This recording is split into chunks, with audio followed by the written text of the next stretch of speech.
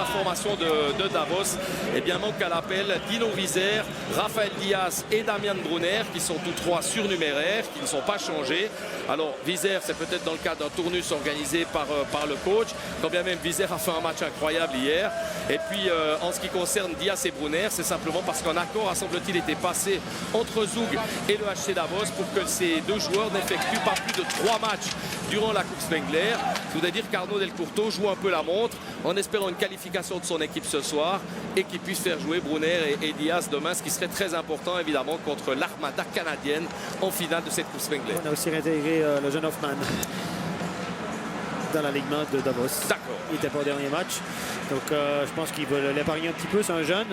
Peut-être sur la compétition, déjà moins bien les énergies. Donc voilà, c'est peut-être pourquoi Dino Wieser est sorti de l'alignement. Voilà, et puis Sven Riser et Enzo Corvi sont de retour dans l'alignement aussi. Ils avaient également joué lorsque Diaz et Brunner n'avaient pas effectué le deuxième match de cette Coupe Spengler. Pendant que tous les petits changements, petites adaptations faites par Arnaud Delcourteau et Raymond Gross en vue de cette demi-finale. Les Davosiens, on les dit entre guillemets lorsqu'on discute un peu avec les gens ici en tribune de presse, plutôt favoris ce soir. Mais les Tchèques, attention, ils ont joué deux matchs difficiles, une défaite contre Ufa en prolongation, puis ensuite une petite victoire 2-1 contre Fribourg-Gotteron. Mais malgré tout, cette équipe tchèque est quand même assez impressionnante et vous aurez l'occasion de la découvrir ce soir. Philippe Sindela va garder la cage de la formation de Vitkovice. Malek est donc laissé au repos. Alors un visage que l'on connaît bien, Michal Barinka, ancien défenseur de Fribourg-Gotteron, sera aligné dans la première paire défensive en compagnie de Thomas Wellinger, qui est le seul renfort de cette formation de Vitkovice ici à la Coupe Spengler, le défenseur de Bienne. Et au niveau offensif, il y aura donc Uzevka, qui est un joueur d'origine slovaque. Klimek, Lukas Klimek, qui était déjà présent d'ailleurs l'année dernière, puisque Vitkovice avait déjà participé au tournoi de la Coupe Spengler l'an dernier. Et puis Jiri Burger, qui est donc le top scoreur de cette formation de Vitkovice dans le championnat de l'Extraliga tchèque. Burger avec 25 points pour l'instant en 33 matchs. Il avait été nommé MVP de l'Extraliga lors de la dernière saison. Et il joue à Vitkovice depuis 2001. Reto Berra jouera dans la cage davosienne. On joue donc vraiment l'alternance du côté d'Arnaud Delcourteau. C'est son troisième match. Non, son deuxième. Il n'a pas joué les derniers matchs. Il n'a pas joué Genonic a joué les deux derniers matchs.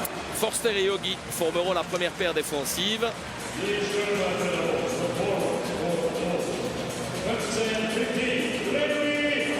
Gregory Hoffman, on en parlait tout à l'heure, auteur d'un but assez incroyable dans cette Coupe Spengler, une reprise de volée un peu chanceuse d'ailleurs, mais malgré tout qui a marqué les esprits. Petr Sikora, qu'on ne présente plus, présent dans notre championnat depuis de nombreuses années, le Tchèque. Et Reto von Arx, qui va donc débuter la rencontre ce soir aux côtés de Hoffman et Sikora. Dans ce match qui se joue évidemment à guichet fermé, ce qui a été le cas de toutes les rencontres de cette 86e édition de la Coupe Spengler. Arnaud Delcourteau est l'entraîneur de Davos. Peter Oremus, celui de la formation de Vitkovice.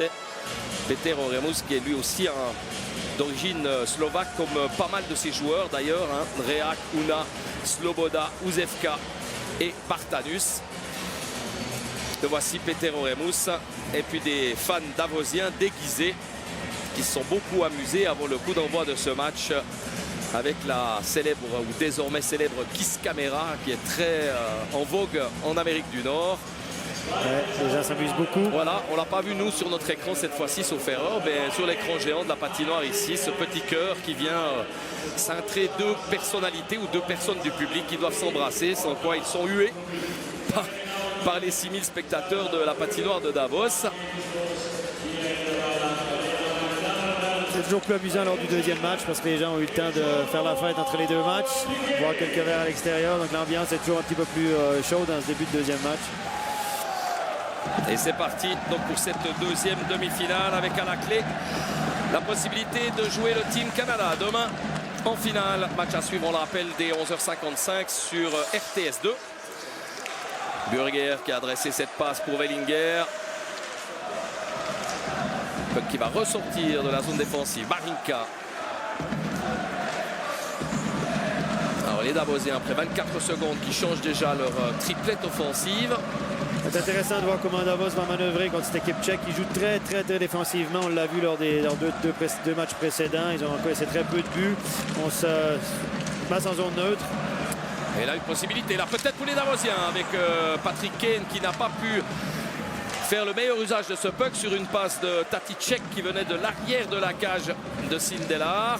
Et là, intervention de Reto Berra. Parfaite intervention sur ce tir de Svazina. Je disais donc l'équipe tchèque est très efficace en défense. On compte sur des défenseurs très gros, très costauds, qui prennent beaucoup de place, qui sont difficiles à contourner. On sait que Davos, c'est une équipe qui aime bien jouer avec des longues passes en profondeur.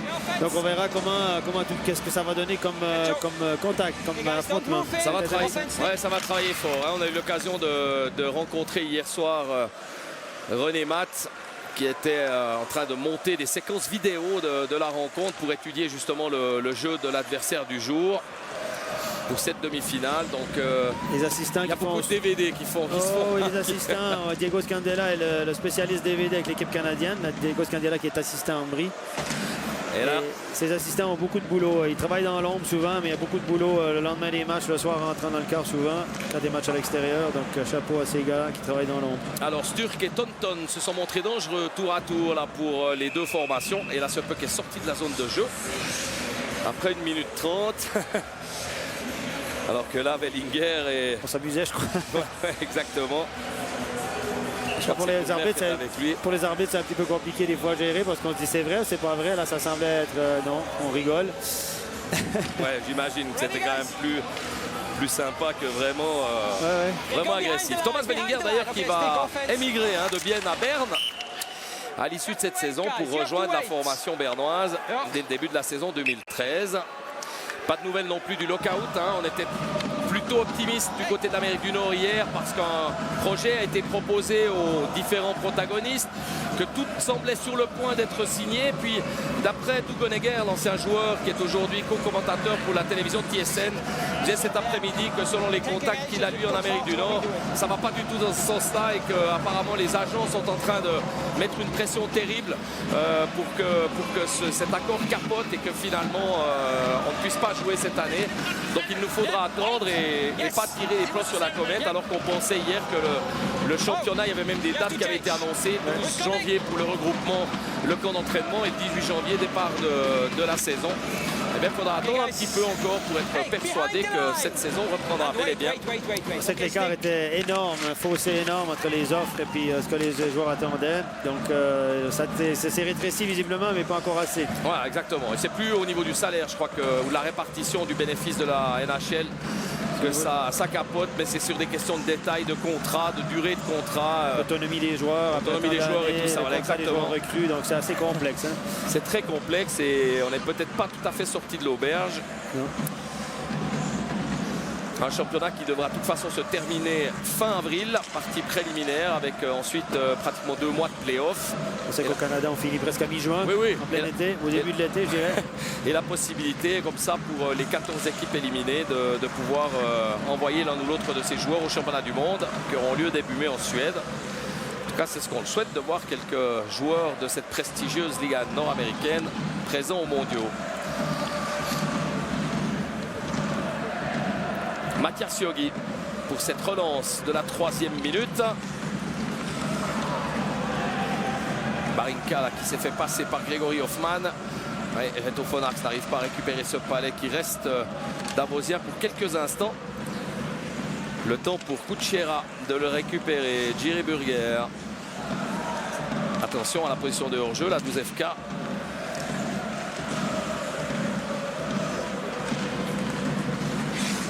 Et la relance de Mathias Yogi qui n'est pas arrivé jusque sur la crosse d'Eriksson. Joueur en fort de la NHL qui évolue habituellement à Dallas et qui est là justement durant ce lockout. Doug Honegger qui nous disait d'ailleurs hier qu'il ne faut pas employer le terme de grève en français pour lockout parce que ça n'est pas une grève selon lui. Non, en fait c'est les employeurs qui mettent la clé dans la porte, c'est différent. D'accord.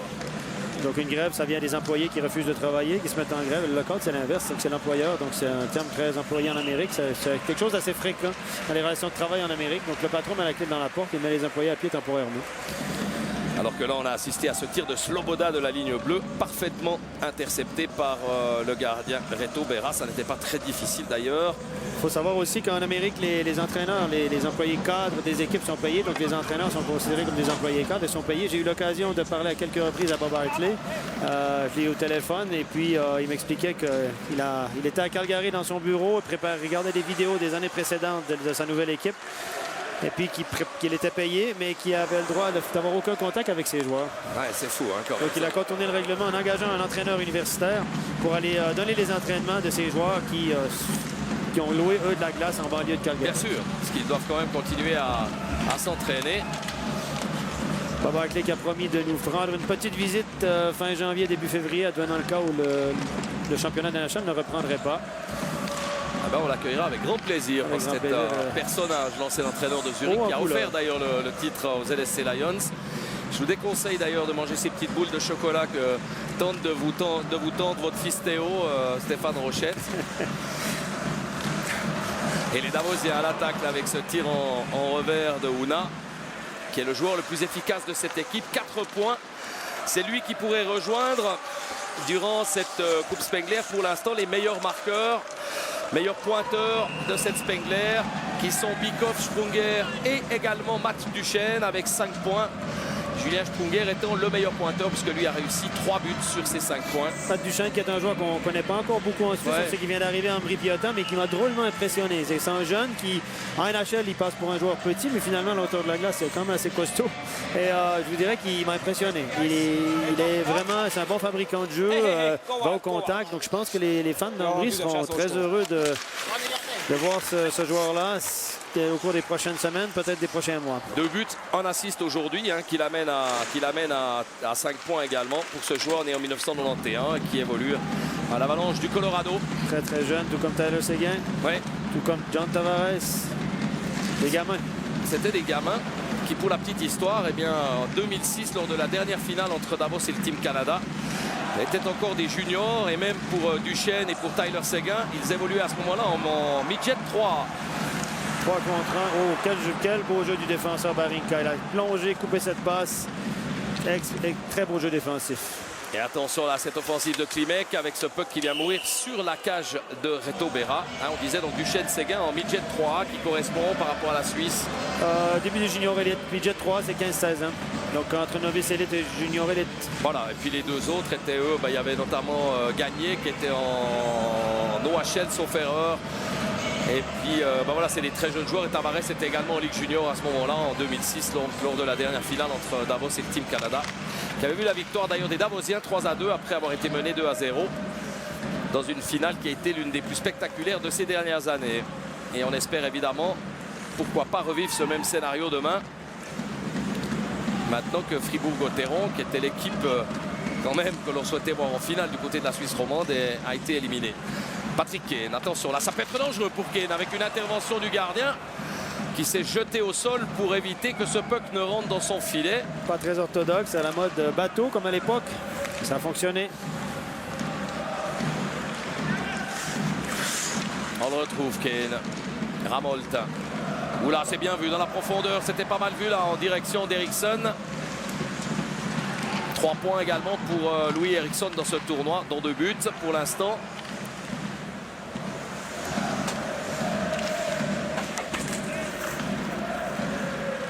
Et les Tchèques là, qui se sont fait contrer, ce qui permet aux Davosiens de partir. Il y avait une opportunité là, avec Joseph Mara et puis en deuxième rideau. L'arrivée est juste derrière lui de Dario Burgler. Un beau geste technique de la part du Tchèque ici qui s'est servi du défenseur comme écran. Il a shooté entre les jambières alors qu'on voit ici l'action de Kane. Regardez bien le gardien. De tout son long à la Dominik Hasek, a laissé tomber sa canne.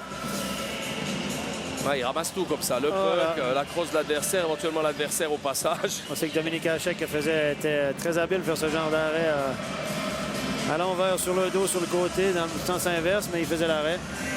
Par contre, si le puck rentre dans le goal, c'est le Titanic. C'est plus le bateau. L'important, c'est de les arrêter, peu importe comment. Absolument. Et les Tchèques là qui sortent à une défense davosienne extrêmement regroupée. Mais attention tout de même parce qu'il y avait Koulouche qui a failli nous écrire l'histoire d'un mec ce soir.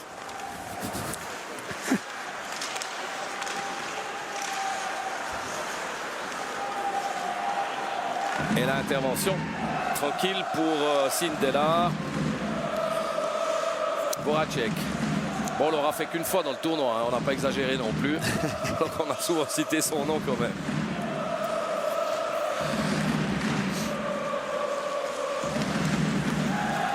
Ouzevka.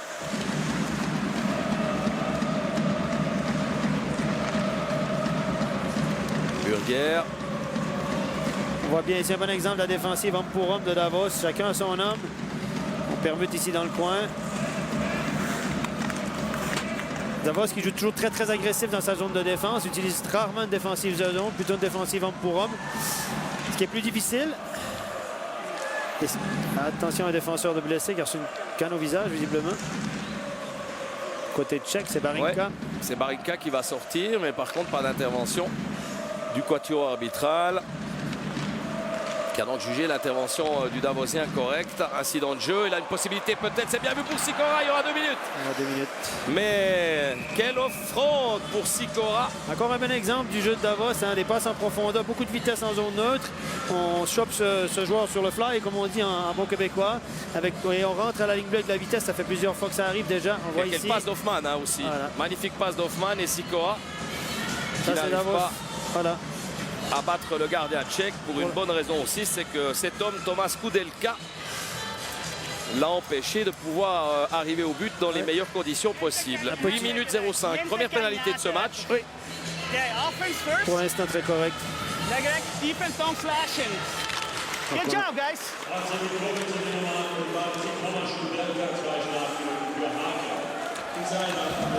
Et les Davosiens qui tentent d'instaurer directement leur jeu de puissance. Et là, ça marche peut-être avec cette possibilité importante pour Louis Eriksson qui avait trouvé position et un petit peu d'espace devant le gardien Sindelar. Eriksson encore. Il a Patrick Kane au deuxième poteau. Chiaroni maintenant. C'est Chiaroni qui vient sur le but et qui tombe. Il n'y aura pas d'intervention des arbitres là. Peut-être qu'à chercher un peu Chiaroni. Oui, il s'est senti déséquilibré. On a peut-être rajouté un petit peu et tombé sur le côté. Les arbitres n'ont pas mordu. Oula, attention parce qu'il a failli y avoir une erreur qui aurait pu offrir un contre là, la formation tchèque. Mais ce sont les Davosiens qui restent maîtres du palais pour l'instant. Burgler, il va pouvoir récupérer ce puck, le meilleur compteur de Davos cette saison. Il joue avec Joe Thornton, hein. Donc des jolies passes. Ouais, avec Joe Thornton, on est bien servi en général. On vient d'enlever à Dario Burgler qui est un bon marqueur. Hein. Oui, mais on se souvient aussi qu'à l'époque, Pascal Chaler à Fribourg, lors des années Bikov-Komutov, avait flambé pendant les quelques années où il évoluait au centre avec Bikov et Komutov. Même nous, on aurait marqué quelques goals. Quelques-uns, pas tous peut-être, mais il faut lui laisser du crédit quand même à Pascal Chaler. Pascal Chaler, bien sûr. Donc on salue en passant. Beat Forster qui va relancer les actions davosiennes. L'ancien Zurichois qui avait été au centre de manière bien involontaire d'ailleurs d'une grande polémique lors de son transfert de Zurich à Davos, puisque le contrat avec Zurich avait été cassé et que Davos avait dû payer une très forte somme d'argent en dédommagement de ce transfert interdit à l'époque. Je peux vous garantir qu'à chaque visite de Davos à Zurich, Forster est sifflé. Pas très apprécié des spectateurs. Encore aujourd'hui. Oh oui. C'est dire. Ça fait quand même depuis 2005 qu'il est là, donc 7 ans. Ouais. Après avoir effectivement passé 6 ans du côté du Hallenstadion. René Bach.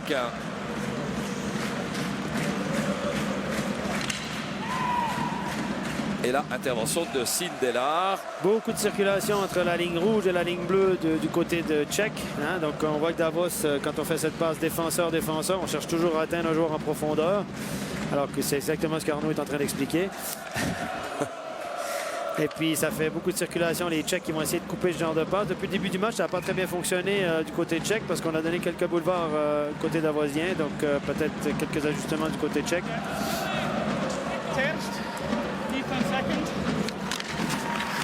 vous entendez là durant les engagements les juges de ligne qui sont équipés d'un micro et qui donnent régulièrement leurs instructions aux joueurs lors des mises en jeu. Patrick Kane. Oh, ça c'est bien joué de Kane. Oh, quel tir et quel arrêt de Sindelar. Magnifique action davosienne. Alors c'est ce qu'on disait, hein, il est parfois un peu nonchalant. Ouais, nonchalant, mais alors lorsqu'il accélère ou lorsqu'il décide de faire un move avec sa canne, il est irrésistible. Regardez ce mouvement et le tir dans l'enchaînement avec un arrêt parfait. Il a l'air de faire mal paraître ses adversaires.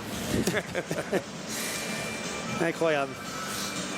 Une espèce d'électron libre comme ça, tout à coup qu'on ne voit pas. Puis il nous sort un tour dans les tours de son sac comme un magicien. Oui, absolument. Taticek. Encore une occasion davosienne. Les Davosiens qui semblent quand même prendre gentiment le dessus dans cette première période. Mais attention tout de même aux contre tchèques. On les a vus extrêmement habiles au niveau offensif lors de leurs 2 premières rencontres. Et ils ont quelques joueurs capables de faire la différence. On pense notamment au Slovaque Una qui avait été excellent, l'ancien joueur de Lev Poprad dans les premiers matchs de ce tournoi. Eriksson, ça c'est bien joué derrière lui pour Patrick Kane. Tire sur l'épaule de Sindelar. Bien joué du gardien parce que le tir était relativement précis. Belle entrée de zone d'Eriksson qui a fait un drop pass à Kane. Encore une fois Kane. Et là encore une fois Kane tout seul. Et cette fois-ci ça passe. C'est la 3e fois là. 11 minutes 48. Ça allait bien finir par passer là pour Patrick Kane. Habilement entre les jambes du gardien. Il marque son 3e but du tournoi. Le joueur de Bienne qui évolue habituellement à Chicago avec les Blackhawks. Il a l'air quand même content de son but, fier de lui. Il sait qu'il a eu de la peine à marquer un peu ses derniers matchs. Maintenant ça a débloqué. Regardez quelle facilité il va passer entre les 2 défenseurs. Protège son puck. Hop. Et là entre les jambières de Sindelar. Le gardien va s'en vouloir. Hein. Ouais. Il a sorti la canne pour faire le poke check qu'on appelle. Il s'attendait peut-être que Kane vienne de l'autre côté. Il a voulu la harponner comme on dit avec la canne. Et puis Kane a décidé de glisser simplement le puck entre les jambes. Très habilement. Et le gardien, on a vu la réaction du gardien s'en voulait. Hein. Il a bougé un petit peu trop. Il s'est compromis avant Kane finalement. Del Courtois. Et là, il sourit Del Courtois. Il sourit pas toujours Del Courtois. Mais nous, on a passé 2 jours avec lui au mois de septembre. On commence à connaître un tout petit peu ses mimiques. Et c'est vrai que ce sourire-là, on le connaît. Un sourire narquois. Ouais, un petit sourire un peu narquois. Quoi. Il est content du coup qu'il a joué à l'adversaire, certainement. Mais c'est un entraîneur qui ne se contente jamais des acquis, qui en veut toujours plus. Et on peut compter sur lui pour qu'il continue, attention là au surnombre du côté de Davos, qu'il continue à motiver ses troupes pour atteindre cette finale. Les Davosiens, 10 titres hein, déjà dans la Coupe Spengler entre 1927 et 1958, puis ensuite les 5 derniers, 2000, 2001, 2004, 2006 et 2011 contre le Dynamo Riga, qui sont donc en lice pour un 16e titre cette année dans leur Coupe Spengler à la maison. Chiaroni tenter une passe à l'arrière pour Riser, jeune joueur né en 1990 et que l'on voit régulièrement cette saison, notamment avec Corby également, l'ancien joueur de Coire. Encore on voit le but de Kane. Regardez comment il va protéger sa rondelle. Regardez là, hop, coupe le numéro 27 pour protéger son puck. Voilà. Avec son corps, il s'est servi de son corps pour que le numéro 27, le défenseur, ne puisse pas atteindre le puck. Et habilement, il a glissé entre les jambes du gardien. Du tout grand art.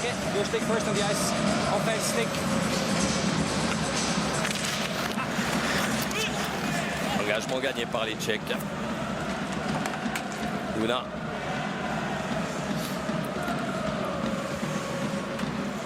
Puck qui va revenir sur Una. Et Grossman, bon travail là au 2e poteau. Mais le puck reste malgré tout dans les mains tchèques et Berra doit intervenir. Il a réussi à bien maîtriser son rebond. Bon travail défensif sur la dernière séquence de Reto Von Arx qui est vraiment sorti rapidement sur le joueur dans le coin. Donc pas très orthodoxe la défensive de Davos en zone de défense. C'est le joueur de centre qui est sorti le premier dans le coin. Les 2 défenseurs sont restés devant la cage.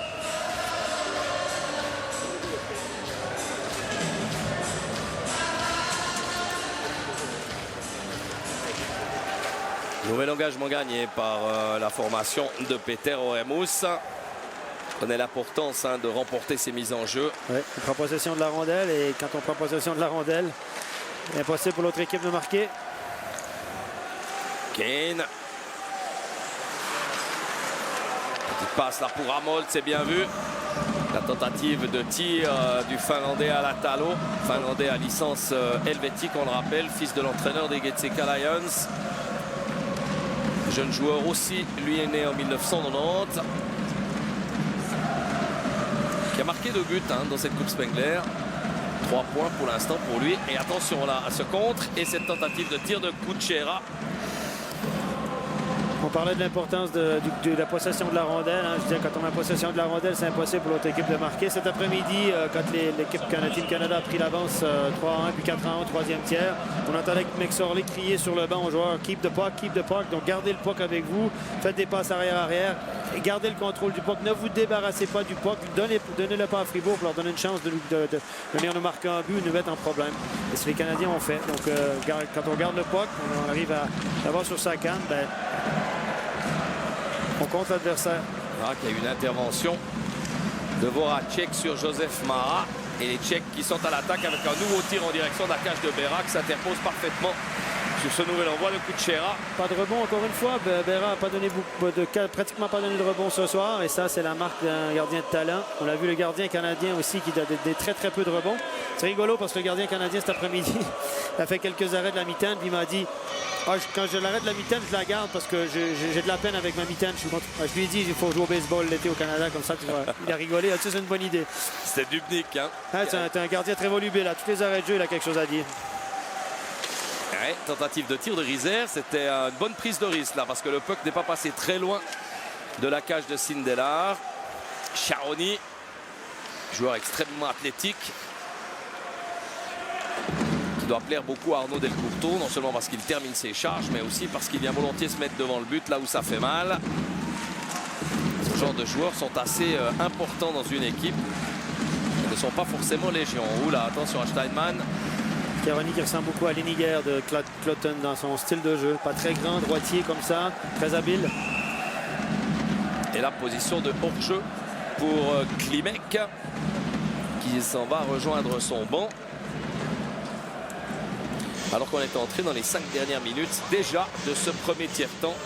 Un but, celui de Patrick Kane, une pénalité contre Koudelka. Match au demeurant très correct. Où les deux équipes ne se livrent pas totalement pour l'instant. Évidemment, il faut jouer 60 minutes. Les joueurs savent que dans 18 heures, ils rejoueront. J'imagine qu'on va quand même un tout petit peu à l'économie, quand bien même il faut aller chercher cette place de finaliste. Ce qui est important, c'est de jouer avec l'équipe qui va gagner. Si elle peut utiliser le maximum, c'est 4 lignes. On va économiser ses joueurs pour demain. Pas besoin de trop forcer. Sikora. Hoffman qui a tenté d'amortir ce palais avant de le remettre du revers. Schneeberg, Hoffman, Reto von Arx.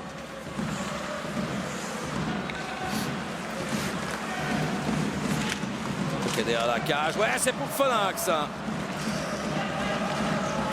qui a tenté un tir direct, mais Sindelar était sur la trajectoire. René Bach lui va attendre le changement de bloc du côté de Davos. Les Tchèques profitent d'en faire tout autant. Et c'est reparti avec Patrick Kane qui peut décaler Louis Eriksson. Kane, Eriksson. Ouais, à la table, on n'a pas pu donner vraiment ce puck à côté de lui à Ramold. 3 contre 2, attention. Ça offre une possibilité de contre avec un tir très puissant, mais qui n'était pas cadré de la part de Sturk. Bonne mise en échec de Stelik là sur Louis Eriksson. Oula, puck perdu. Eriksson qui peut le récupérer. Tir trop enlevé à son tour.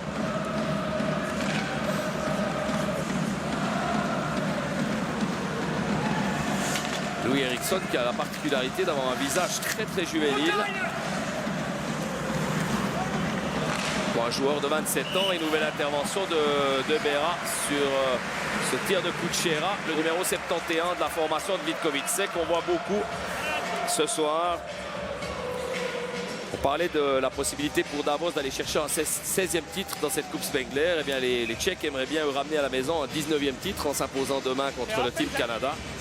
Parce que les équipes de l'ex-Tchécoslovaquie ou de la République tchèque, depuis l'avènement ou la séparation des deux pays, ont remporté 18 titres ici à la Coupe Spengler, avec notamment le Dukla Rilava et le Slovan Bratislava de l'époque, Slavia Prague également, et Sparta Prague. Ça a marqué les années 70 notamment de cette Coupe Spengler. On le disait l'autre jour lorsqu'on jouait encore à l'extérieur avec du charbon sous les yeux pour éviter les reflets du soleil sur la glace. Et les Davosiens sont à l'attaque une fois encore avec le grand Joe Thornton qui change complètement le jeu, mais le puck a été récupéré par Klimek. Il ne pourra pas faire grand chose parce que c'est le moment choisi par Peter Oremus pour procéder à un changement volant. Oula! Alors là, on entend souvent les spectateurs réclamer un surnom dans cette situation. Alors si le puck touche accidentellement un des deux joueurs qui est en train de changer, ce qui était le cas, il n'y a pas de surnom.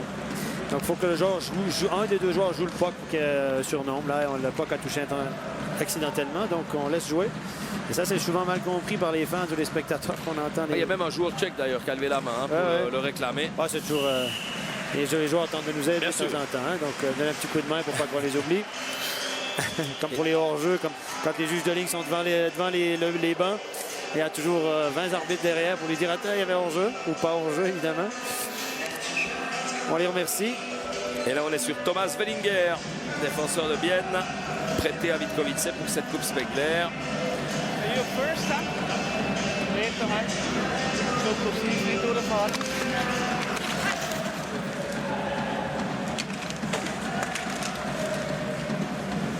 Et là, les Davosiens vont peut-être récupérer ce puck, mais c'était un nouvel engagement gagné par Vitkovice dans la zone de défense de Davos. Okay.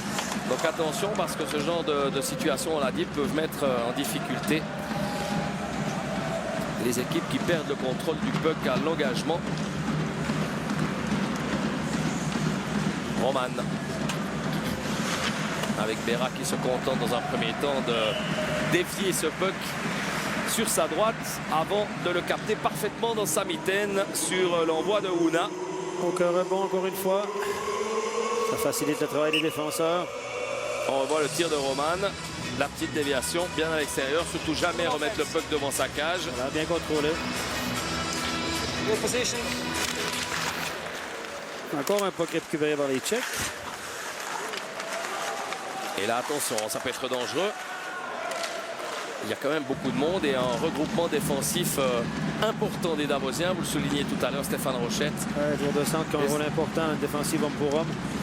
Et Patrick Kane qui cette fois-ci... Attention. Ouais, Stelly qui va se faire envoyer en prison.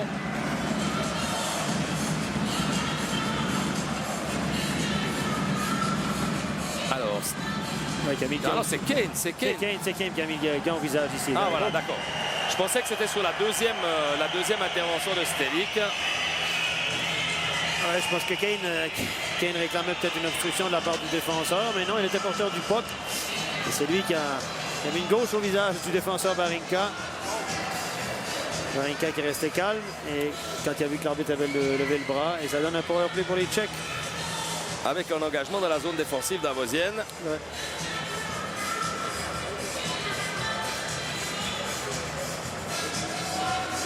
Alors qu'on est là sur le visage de Patrick Kane.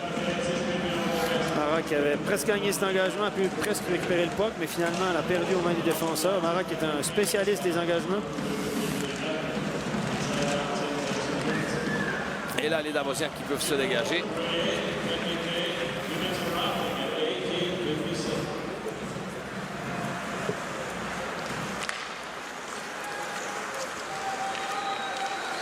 Jerry Burger cherche un peu des solutions, le puck sur Barinka, mais il est récupéré par les Davosiens avec Tatlicek qui va tenter de geler un peu ce palais pour laisser les secondes s'égrener. Une vingtaine de secondes encore jusqu'à la fin de ce premier tiers-temps. Et Kane devra débuter la période intermédiaire sur le banc des pénalités encore. Dernière tentative peut-être là pour Michal Barinka. Préfère jouer sur le côté avec un peu qui revient devant la cage. Attention, parce qu'il y avait la présence de Zvazina qui aurait pu dévier ce palais, mais on en restera là pour ce premier tiers-temps. 1-0 pour Davos, réussite après 11 minutes 48 de Patrick Kane, qui permet donc, alors qu'il est en prison, il sera encore en prison pour 57 secondes au début de la période intermédiaire, à la formation davosienne de mener 1-0. Durant la pause, nous vous proposons de revivre les meilleurs moments de la rencontre entre le Team Canada et Fribourg-Gotteron de cet après-midi, en compagnie de Steve Roth et de Sandy Jeannin. Cela juste après une petite page de pub. Nous, on se retrouve dans une quinzaine de minutes avec Stéphane Rochette pour vous faire vivre le deuxième tiers de ce match entre Davos et Vitkovice. À tout à l'heure. Retour à la patinoire de Davos pour le deuxième tiers-temps de cette rencontre entre Davos et Vitkovice. Deuxième demi-finale de cette Coupe Spengler, 86e édition, avec une information qui vient de nous parvenir et que nous vous donnons à chaud. C'est la suspension demain pour la finale de Byron Ritchie, le joueur du Team Canada, qui a été l'auteur d'une charge aujourd'hui sur Romain Le Foll et qui donc, suite à une enquête rapide du juge unique Steinman, a été suspendu pour la journée de demain. Il avait écopé d'une pénalité de 2 minutes plus 10 minutes. C'est cette fameuse zone grise dont on parle souvent, hein, Stéphane Rochette. Oui, tout à fait. C'est moi qui étais à côté de l'action. J'ai vu l'action, j'ai vu la charge contre la tête. La question était de savoir est-ce qu'il y avait blessure ou non. Romain Le Foll est resté sur la glace, s'est relevé, était secoué. Mais le problème pour nous, c'est que j'avais pas de scanner sur la glace. C'était difficile pour moi de voir exactement est-ce qu'il était juste secoué ou blessé. Donc, qu'il est revenu après voilà, faire 2 ou 3 chiffres. Il est revenu après, donc il s'est relevé. J'ai pu discuter avec lui un peu, ça avait l'air d'aller. Il est revenu sur la glace par la suite, a fait 2-3 chiffres, et ensuite a retraité au vestiaire. Il a même dit à son assistant entraîneur sur le banc, écoute, oui, c'est bon, je peux retourner sur la glace. Ça allait pas trop bien, semble-t-il. Et il a décidé, on ne l'a pas revu au 3e tiers. Donc c'est clair, le règlement est clair. Donc s'il y a une charge contre la tête sans blessure, c'est 2 minutes plus 10 minutes. C'est le règlement que moi j'ai appliqué parce que j'avais le sentiment qu'il n'y avait pas de blessure. Et s'il y a blessure, donc si on juge qu'il y a une blessure, le joueur est coupé, à le nez éclaté, à l'arcade ouvert. Donc s'il y a une blessure apparente, on a d'autres choix que de donner une pénalité de match. Donc le joueur est expulsé et suspendu automatiquement et à l'ouverture d'une enquête. Et pour moi, cet après-midi, j'ai été patient et j'ai pas constaté de blessure. J'ai pas jugé qu'il y avait blessure, donc j'ai choisi de donner 2 minutes plus 10 minutes. Le juge unique a fait son enquête après le match, a rencontré visiblement les médecins de Fribourg-Gotteron et tout ça, et on a dit qu'il y avait vraisemblablement une commotion cérébrale. Et en fonction de ces informations, le juge unique a décidé de suspendre Byron Ritchie, en tout cas pour la finale de demain. Voilà, on va fermer le chapitre. Merci pour ces explications et pour votre honnêteté, Stéphane Rochette. C'est toujours difficile pour nous, hein. Bien sûr. Ça nous turlupine nous aussi quand on prend ce genre de décision. C'est pas facile, on doit trancher. Et on la voit une fois en temps réel, dans un angle qui n'est pas toujours idéal. Et ben voilà. Le juge a le temps de regarder la vidéo, d'apprécier les faits et surtout d'avoir un diagnostic que moi j'ai pas. Absolument. Et la rencontre pour la formation davosienne avec Reto von Arx un petit peu seul parce qu'une partie de ses coéquipiers ont profité d'effectuer un changement volant alors que Patrick Kane est toujours sur le banc des pénalités et que les Tchèques pour l'instant n'ont pas vraiment réussi à mettre le feu dans la défense davosienne. Mais là ce tir est parti très fort. Ouais. Un tir puissant de Ouna. Beaucoup de vitesse. Et encore une fois, aucun rebond de la part de Berra. Il a bien maîtrisé. Il est vraiment très fort, hein, l'ancien joueur de Košice. Il est à Vitkovice depuis cette saison. Rudolf Ouna, le Slovaque qu'on vient de voir à l'antenne et qui évoluait la saison dernière avec Lev Poprad. Une équipe qui était dans le championnat de la KHL et qui a déménagé maintenant à Prague où elle s'appelle Lev Praha. Les Tchèques en possession du puck alors que les deux équipes sont désormais au complet. René Bach n'arrive pas à dégager son camp. Il reste sous la pression. Tchèque avec un puck à la ligne bleue. Tentative de tir. Et la mise en échec sur Louis Eriksson de la part de Ouna toujours. Et cette fois-ci, ils peuvent se dégager. C'est un contre peut-être pour Patrick Kane. Et un tir juste à côté de la cage du gardien Sindelar. Quelle passe de René Bach. Kane encore.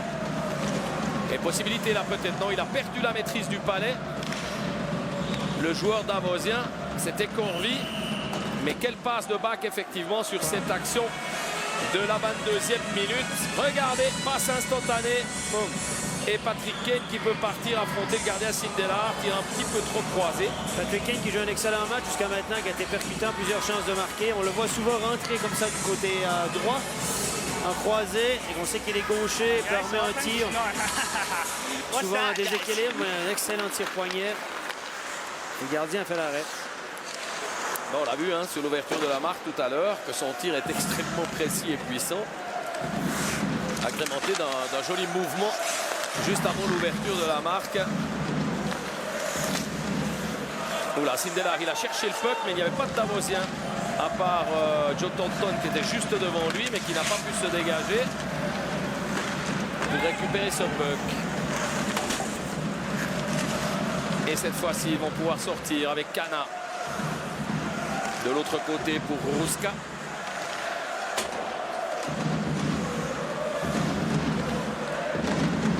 Alatalo pour Ramolt. Nouveau changement de ligne là, du côté de Davos. Avec le retour sur la glace de Rizer notamment. Aux côtés de Chiaroni et de Steinmann. Tenter la longue passe encore du côté, alors qu'on voit ici le ralenti. On voit que la différence avec Reto Berra, il n'a pas su maîtriser son rebond. Il faut dire qu'il y avait un peu de circulation autour de lui. Mais jusqu'à maintenant, Berra ne donne pas ce genre de rebond. On sait que beaucoup de buts sont marqués sur les rebonds. C'est souvent pas des très beaux buts, mais c'est efficace. C'est efficace. Ça fait quand même un au tableau. Bah, ouais. Il n'y a pas de bonus pour la beauté du but, malheureusement. Alatalo, ouais, jolie petite déviation là, c'était bien vu de Chiaroni.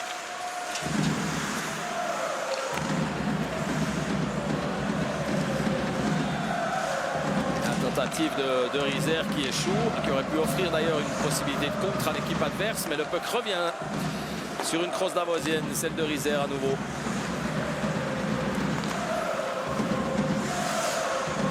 Quelques approximations techniques là chez Koudelka, qui n'arrive pas à se dégager.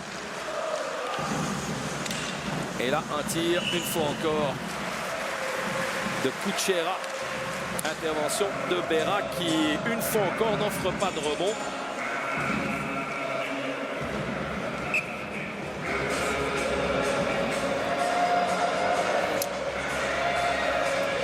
Avec Kovanax à l'engagement.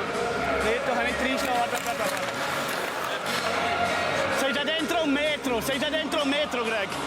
Smette dentro. Alors qu'on entend le juge de ligne Andy Kohler, le Tessinois, parler en italien à Grégory Hoffman.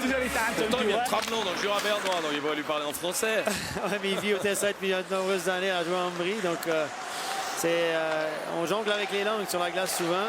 Là, je voulais vous poser la question avant, justement, quand on siffle un match entre une équipe en majorité alémanique et une équipe étrangère comme les Tchèques. J'imagine que c'est quand même l'anglais qui reste... L'anglais, je dirais que moi je parle en... Allez, 80% du temps je parle en anglais sur la glace, 20% étant avec les Québécois ou les Canadiens, voilà, les Romains les Français, ou les Canadiens français, etc. Mais 80% du temps ça se passe en anglais. En ce qui me concerne, parce que je ne maîtrise pas assez bien suisse-allemand pour m'exprimer, je le comprends un peu, mais pour le parler, c'est pas encore ça. Ouzevka avec René Bach dans son dos. Puck récupéré par les Davosiens. Taticek pour la relance. René Bach. Alors il y a Louis Eriksson sur la droite, préfère jouer sur le centre. Taticek, puis Louis Eriksson maintenant. Retour à Taticek. Grossman. Oula, Taticek. Attention à ses passes approximatives. Il y avait Barinka qui traînait. Louis Eriksson. Et un nouveau petit numéro de Patrick Kane avec un tir que cette fois-ci Sindelar capte parfaitement dans sa mitaine. Patrick Kane qui est très très habile pour revenir devant le filet, on va le voir là ici. Voilà, il faut savoir que c'est un gaucher qui joue à l'aile droite, donc à chaque fois qu'il réussit à revenir devant le filet, il est sur son côté fort. Donc il y a des joueurs qui arrivent à jouer hors l'aile comme ça, qui ont cette habilité technique pour revenir devant les buts, mais de façon générale, les gauchers jouent à l'aile gauche et les droitiers à l'aile droite. C'est un de ces joueurs qui joue qu'on appelle hors l'aile. Et ça lui donne, avec son habileté technique, ça lui donne pas mal de chances de marquer. Et une possibilité là pour les Davosiens. 2 minutes. Ce puck qui est passé très proche là avec Joe Thornton qui a été accroché au passage, qui donne une pénalité différée en faveur des Davosiens. Ouais. 6 attaquants sur la glace. Alatalo, tir contré par la crosse de Una et intervention cette fois-ci des arbitres. Voici Joe Thornton, privé de son compère Rick Nash depuis plusieurs semaines maintenant, blessé. Il manque beaucoup de Davosiens d'ailleurs hein, pour cette Spengler, Rizzi, Gugisberg, Kamichel. Et bien sûr Rick Nash, tous blessés, ainsi que Sibert et Guerra notamment qui sont avec les U20 au championnat du monde de Ufa. Où la Suisse, on vous le rappelle, a perdu aujourd'hui 5-4 au tir au but contre la Finlande. Et qui jouera demain son match décisif contre la République tchèque. Une victoire les qualifierait pour les quarts de finale. Mais il faudra aller chercher cette victoire. L'équipe des U20 coachée cette année par Claude Simpson. Plus de travail pour M. Simpson. Oui, ben, ça permet d'avoir aussi un travail dans la continuité, d'avoir un entraîneur de grande qualité, pourquoi pas, et de pouvoir préparer ces U20. Ce seront les futurs internationaux. Sans aucun doute pour la plupart d'entre eux. Alors qu'Andrei Roman est sur le banc des pénalités. Les Davosiens ont une énorme possibilité. Quel mouvement de Grégory Hoffman. C'est un peu particulier dans le... Donc, on va peut-être porter attention sur la prochaine séquence. Devant le but, on voit souvent un joueur de Davos devant le but qui fait dos au gardien. Et on cherche celui qui est dans le coin cherche à atteindre la canne du joueur qui fait un 180 degrés pour shooter au but. Taticek le fait avec Onax. Peut-être qu'on peut voir ici devant la cage, non pas sur cette séquence. Et il a tenté une déviation directe, Kriser, mais avant le mouvement de Grégory Hoffman était extrêmement rapide. La passe était très précise, peut-être qu'on va revoir l'action. C'est un peu particulier, c'est seul Davos utilise ce genre de tactique en power play. Souvent il y a Reto Vonax dans le coin avec Taticek devant le but, et là c'était Grégory Hoffman qui... Non, on verra pas. Non. On a vu un photographe au travail après le but de Kane. Premier choix de la draft 2007, on le rappelle, on a l'impression qu'il est tout jeune, mais il a participé au JO, où il a été vice-champion olympique avec les États-Unis. Cette superbe finale de Vancouver contre le Canada avec le but en or de Sidney Crosby. Il joue à Chicago depuis 2007, où il a gagné en 2010 la Coupe Stanley. Il a marqué le but gagnant lors du 7e match à Philadelphie. Et ça marque une carrière. Exactement. On en a ou deux, hein. Il y a Talbot aussi qui avait marqué 2 buts. 2 buts contre Détroit. Exactement. Il y a quelques années. Des money players qu'on appelle, des joueurs qui payent, qui sont bons quand on a besoin d'eux. C'est ce genre de joueurs qui sont toujours répondre présents dans les moments clés. On appelle ça des stars. Et la René Bach, qui était tout à l'heure, qui a adressé cette passe incroyable en profondeur pour Patrick Kane sur une action qui aurait pu apporter le 2-0 aux Davosiens, qui jouent encore pendant 50 secondes en supériorité numérique, mais qui pour l'heure n'ont pas vraiment réussi à mettre en danger la défense tchèque sur cette période de 5 contre 4. Joe Thornton qui a demandé à Sikora de s'avancer, il va essayer de sortir son pote derrière sur Sikora qui est droitier, peut-être armer un shoot directement. Oh, le puck était un petit peu trop devant lui, mais quand même gagné par Joe Thornton. Ouais, Sikora qui est extrêmement efficace sur les tirs sur réception. Ouais. Fonax un petit peu court, ça permet aux Tchèques de pouvoir se dégager. Et aux Davosiens de repartir avec justement Sikora, Poubert, Forster dans la profondeur. Ça c'est pas mal vu. Il y a la présence également de Reto Fonax qui vient en soutien sur le but. On passe derrière. Regardez bien Reto Fonax devant la cage. Regardez comme il est placé, sens inverse. Ouais, et là c'est Thornton qui a tenté cette passe pour Dario Burgler. Qui n'a pas pu faire bon usage de ce puck. Burgler, on l'a dit, hein, qui n'avait pas pu s'imposer à Zug à l'époque, mais qui est aujourd'hui le meilleur compteur de Davos avec 31 points dans le championnat suisse. Jolie passe pour Kane. Tir de Kane qui est dévié par Voracek hors de la surface de jeu. Il a manqué peut-être une petite seconde de rapidité en zone neutre au joueur qui a récupéré ce puck avant de l'adresser à Patrick Kane, que l'on revoit là-bas la charge de Sturck tout à l'heure sur Bert Forster.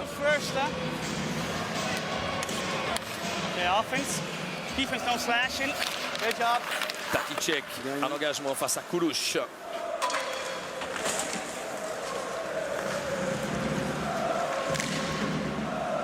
Les Tchèques qui se dégagent. Les deux équipes sont évidemment désormais au complet. Et Davos n'aura donc pas profité de cette période de supériorité numérique.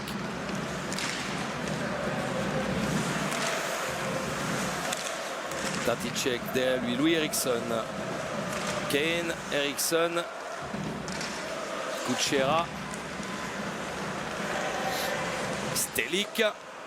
Tir relâché, une fois n'est pas coutume, par Reto Berra qui immédiatement se saisit de ce palais envoyé par cet homme, Richard Stelic. Je posais la question récemment, les amateurs me disaient pourquoi, quand le gardien gèle le puck comme ça, il y a un coup de sifflet, pourquoi les juges de ligue se précipitent vers lui en pointant soit à gauche, soit à droite. Alors c'est simplement pour indiquer de quel côté aura lieu le prochain engagement. Parce que pour les entraîneurs, surtout pour l'entraîneur qui est dans sa zone de défense, souvent on ne met pas le même doigt sur l'engagement, suivant si l'engagement est dans le rond gauche ou le rond droite, à droite du gardien. Donc souvent si c'est à droite, on met un droitier, si c'est à gauche, on met un gaucher pour sortir le puck vers le coin. Et là, un tir stoppé par Berra. Alors qu'on voit ici le juge de ligne arriver qui pointe vers la gauche. Je ne sais pas si vous voyez à l'écran, non, mais voilà, donc pour indiquer au coach où sera l'engagement, il peut faire des choix en conséquence. Question importante dans nos internautes sur notre site. On a tous reçu le puck sur Facebook, mon cher Stéphane Rochette. Alors qu'il y a le but, oui. Ça arrive parfois sur un engagement. On s'est dit, on va voir ce puck tourner durant quelques secondes. Et c'est l'égalisation pour la formation de Vitkovice. Regardez l'engagement et le tir instantané de Klimek qui réussit donc à marquer son premier but dans ce tournoi et surtout permet à la formation de Vitkovice d'égaliser.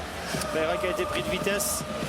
Le puck est sorti un peu bizarrement, je dirais un petit peu de chance et voilà. Un peu pris de vitesse, ça n'a pas eu le temps de descendre en papillon. La canne n'était pas là. Et on voulait vous demander justement, question de cet internaute, ce que vous considériez comme faute lorsqu'un joueur vient avec le bout de sa palette pour frapper le gant du gardien ou qui vient jouer avec le bout de sa palette sur le gardien. Alors c'est clair que si le gardien a mis la main sur le puck clairement et que la canne arrive après, c'est faute, c'est un coup de crosse.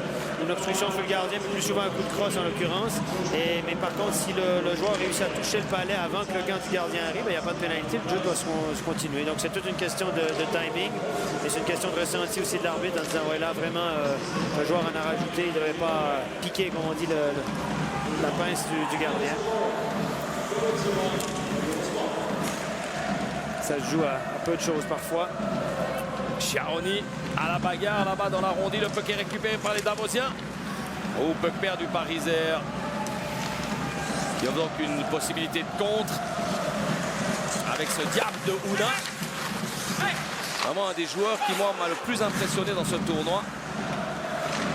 Puisque j'ai eu la chance de pouvoir suivre les 3 matchs jusqu'à présent de cette formation de Vitkovice. Voracek. Et Grossman qui peut dégager ce puck avec Grossman qui a foncé au but avec beaucoup de vitesse. Ouais, qui espérait à cette passe de Sikora qui n'est pas parvenu finalement. Alors évidemment du côté de Davos il faut se remobiliser maintenant. On est bientôt à la mi-match. Il faut garder la patience, continuer à tenter d'assiéger la défense tchèque quand bien même on a l'impression là que ça tourne un tout petit peu. Et que les Tchèques se montrent de plus en plus dangereux. Pas d'intervention des arbitres là sur cette chute de Sturck. C'est Foster qui a devancé Kane en zone adverse. Surpris donc en position de hors-jeu.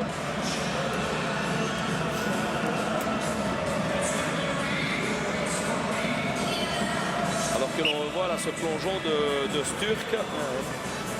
Et là, Freddy Pargetsi sur la droite, le patron de ce tournoi davosien. On disait qu'il a énormément apprécié en début de reportage la présence des Fribourgeois cette année, comme ce fut le cas des Genevois il y a 2 ans. Et qu'il donne beaucoup de crédit au hockey roman et qu'il en donnera également à l'avenir. Ce qui est tout bonus évidemment pour vous, téléspectateurs romans. Taticek, Louis Eriksson, René Bach, Eriksson. Taticek. Il a tenté de redonner ce puck à Patrick Kane. Mais un joueur tchèque était revenu en couverture et a pu couper cette ligne de passe. Taticek encore. Oula, attention, puck perdu. De ne pas laisser trop d'occasions là avec Kuchera. Sans vouloir, le joueur tchèque. Ah ouais, c'est clair, il avait le but ouvert au premier poteau. Oui, il a hésité un petit peu, alors qu'il aurait pu mettre ce puck dans la lucarne assez facilement, à mon avis. Regardez, le but est en partie ouvert. Et ouais. Le puck était sur le talon de sa canne. Il a levé la tête, regardez le trou, alors voilà. Il a tiré sur le montant, le bas du montant de la cage de Reto Berra, mais sur l'extérieur du but. Ouais, il se prend la tête, Kuchera. Ouais. Parfois, même les professionnels font ce genre de petites erreurs techniques.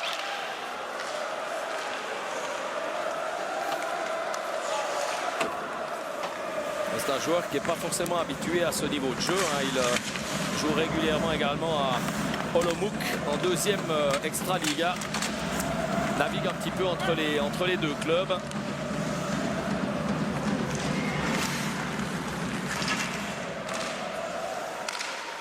Alatalo qui a perdu ce puck. Barinka dans la profondeur pour Klimek, l'auteur du 1-1 il y a quelques instants. Oui, bon travail défensif des Davosiens avec Ramon, ça peut repartir. Joe Thornton, il a Burgler sur sa gauche, Mara sur sa droite, préfère jouer avec Mara. Mauvaise passe de Mara. Una dans la profondeur là-bas pour Jiri Burger. Le puck n'est pas ressorti, il est jouable. Attention, Roman. Tentative de tir de Roman contrée par Mara. Il y aura 2 minutes contre Joseph Mara. Le gardien tchèque est sorti de sa cage et c'est le 2-1. C'est le 2-1 pour Vitkovice. Réussite de Kudelka. 6 contre 5. Alors que le gardien avait une pénalité différée contre Davos. Le gardien avait pu atteindre le banc. On avait mis un 6e attaquant. Et je me demande même si c'est pas lui qui venait depuis le banc qui a marqué le but. Alors on va revoir ce ralenti. Regardez le travail déjà. On voit les 3 attaquants et le 4e qui se pointe. Eh oui. Ouais, c'est bien possible. Oula, et ce puck qui passe entre les jambes de Berra. Alors, on peut pas reprocher un gardien de but, déplacement. Il a fleuré le puck avec la canne. Et bien sûr que ça a une incidence sur cette demi-finale puisque la formation de Vitkovice prend l'avantage pour la première fois ce soir. Joseph Mara qui doit s'en vouloir un tout petit peu d'avoir perdu ce puck. Mauvaise passe derrière la cage tchèque qui a offert ce changement de jeu. Et sur l'action suivante, la faute de Mara. Mine de rien, ils sont quand même efficaces ces Tchèques. Bien sûr. Qu'on n'attend pas, qu'on ne connaît pas trop, mais pour l'instant, ils ont accordé encore qu'un seul but, donnent pas trop de chances de marquer. On n'a malheureusement pas les statistiques des tirs cadrés, mais je pense que Berra n'a pas eu énormément de tirs cadrés ce soir. Non. Même si on le disait tout à l'heure, on sentait quand même cette équipe tchèque mieux en jambes depuis l'égalisation de Klimek, même un petit peu avant d'ailleurs, depuis le début du deuxième tiers-temps par rapport à ce premier tir qui a quand même été dominé par Davos. Mais ça reste une équipe extrêmement dangereuse en toutes circonstances. Et là, c'est le goal! But pour Grégory Hoffman. Deuxième rebond. Alors c'est la meilleure chose qui pouvait arriver à Davos, évidemment, de pouvoir marquer. Après 31 minutes 45, il aura donc fallu 34 secondes aux Davosiens pour revenir à 2-2 dans ce match.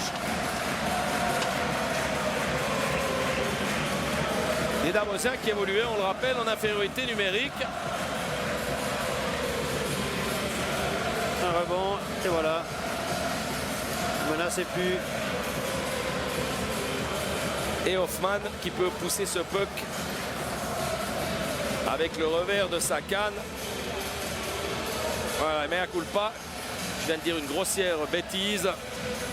L'infériorité numérique, mais évidemment que l'infériorité numérique a été supprimée puisque le but a été marqué, voilà, exactement, sur la période précédente et la pénalité différée contre Joseph Mara.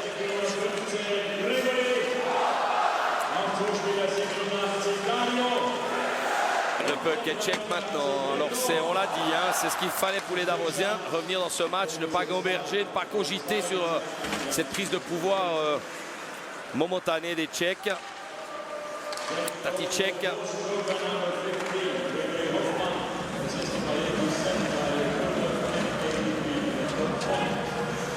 Quelle est à la cage. Patrick Kane. Encore une passe extrêmement précise là pour Tim Ramolt. Récupération Romain Rossmann.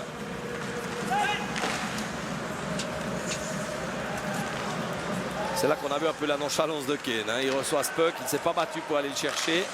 Juzerer, il prend un contact, il retourne au banc. tout tranquillement. C'est vrai que c'est un joueur qui a une attitude qui peut être choquante. Il y a beaucoup de gens qui me disent « Ouais, mais ce Kane, c'est un tricheur, il force pas. » C'est vrai que même à la hauteur de la glace, on a l'impression qu'il transpire pas, qu'il est jamais essoufflé. Mais à la fin de l'année, il a son nombre de points, il est drôlement efficace. Il a déjà, à mon avis, 5 ou 6 tirs au but ce soir. C'est ce genre de joueur-là, ma foi, il faut faire avec ce style. Il fait partie de l'élite mondiale. Absolument. Quand je pense, on le compare à Bienne, par exemple, avec Tyler Seguin, qui est beaucoup plus flamboyant, qui transporte la rondelle, qui est dynamique. Il travaille au niveau défensif. C'est vrai qu'il défensivement fait des replis juste incroyables. Voilà, c'est un style de joueur différent, tout aussi efficace. Et pour l'instant, Kane a fait les chiffres en NHL. Chaque année, c'est un joueur qui atteint une moyenne d'1 point par match, qui est extraordinaire. Il a déjà gagné une Coupe Stanley, comme tu l'as mentionné plus tôt. Parce que Tyler Seguin a fait ça aussi très jeune, déjà avec Boston il y a 2 ans. C'est un joueur qui est voué à une très très belle carrière, ça, Tyler Seguin. Bonne attitude aussi. Ouais. Un gamin encore, on le sent, qui a une envie de jouer un jeune. Et un deuxième but dans ce tournoi pour Grégory Hoffman. À nouveau un but un peu particulier. Le premier, c'était une reprise de volée. Et, enfin, prend le prolongement du puck, mais un peu de volée comme ça sur le bâton directement. C'est assez impressionnant. Attention là encore avec cette possibilité là. Danger devant la cage de Reto Berra. Et puis ce but là en revers, Bellinger. Décontré, Joe Thornton. Faut jouer maintenant. Il attend un peu et quelle mauvaise passe de Corvi. Beaucoup trop long la passe. Ouais, il a déjà attendu et en plus elle était trop en profondeur pour Dario Burgler. Il pouvait jouer avec Joe Thornton qui était parti aussi dans la verticale sur le centre de la glace. On avait un 3 contre 2 à la clé et finalement mauvaise passe et on prend zone de défense. 20 ans Corvi, 1992. C'est un joueur que j'apprécie, que je découvre, que je connais peu finalement, que j'ai découvert cette semaine. Je trouve assez dynamique. Il est intéressant. Oui, tout à fait.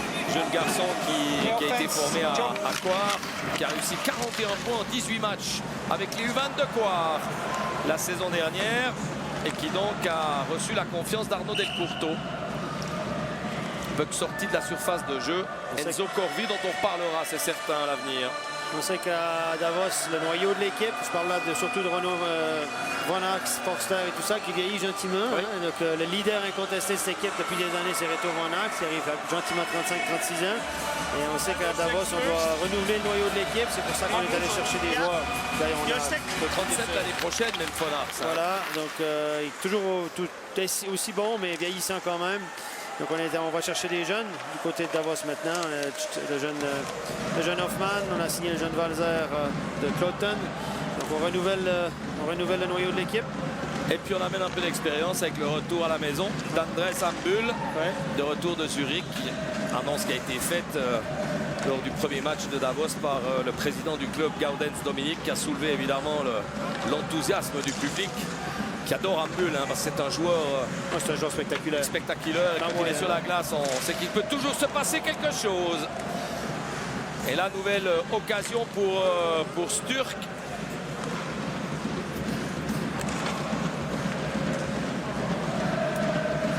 Qui a marqué un but déjà dans ce tournoi.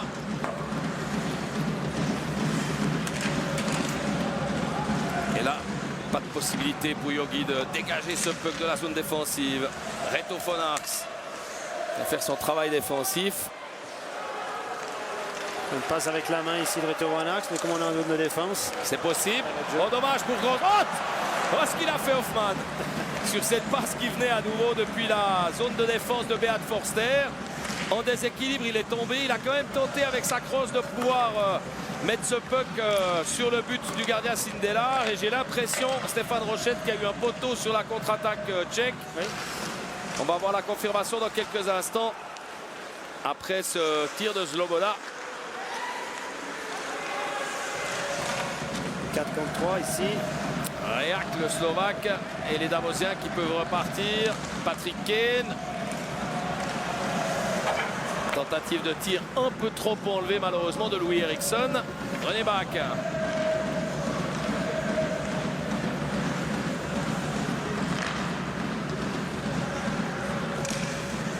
Grossman. Un magnifique patinage, Grossman. Ouais, beaucoup de filles. Il fait penser un petit peu à... Sur cette action, il fait penser un petit peu à Paul Coffey, un ancien des Oilers d'Edmonton. qui réussissait qui finissait dans les meilleurs, un défenseur qui finissait dans les meilleurs compteurs de NHL dans les années 80 à l'époque de Gretzky, Messi et compagnie. Et puis là, sans donner de coup de patin, finalement, réussit à se faufiler entre les joueurs. Une glisse incroyable. C'est comme si ces joueurs-là ne touchaient pas la glace. Patin très naturel. Ouais, formé à Cotton, hein, Grossman qui a fait un petit passage à Vienne lors de la saison 2007-2008 avant de rejoindre les Grisons.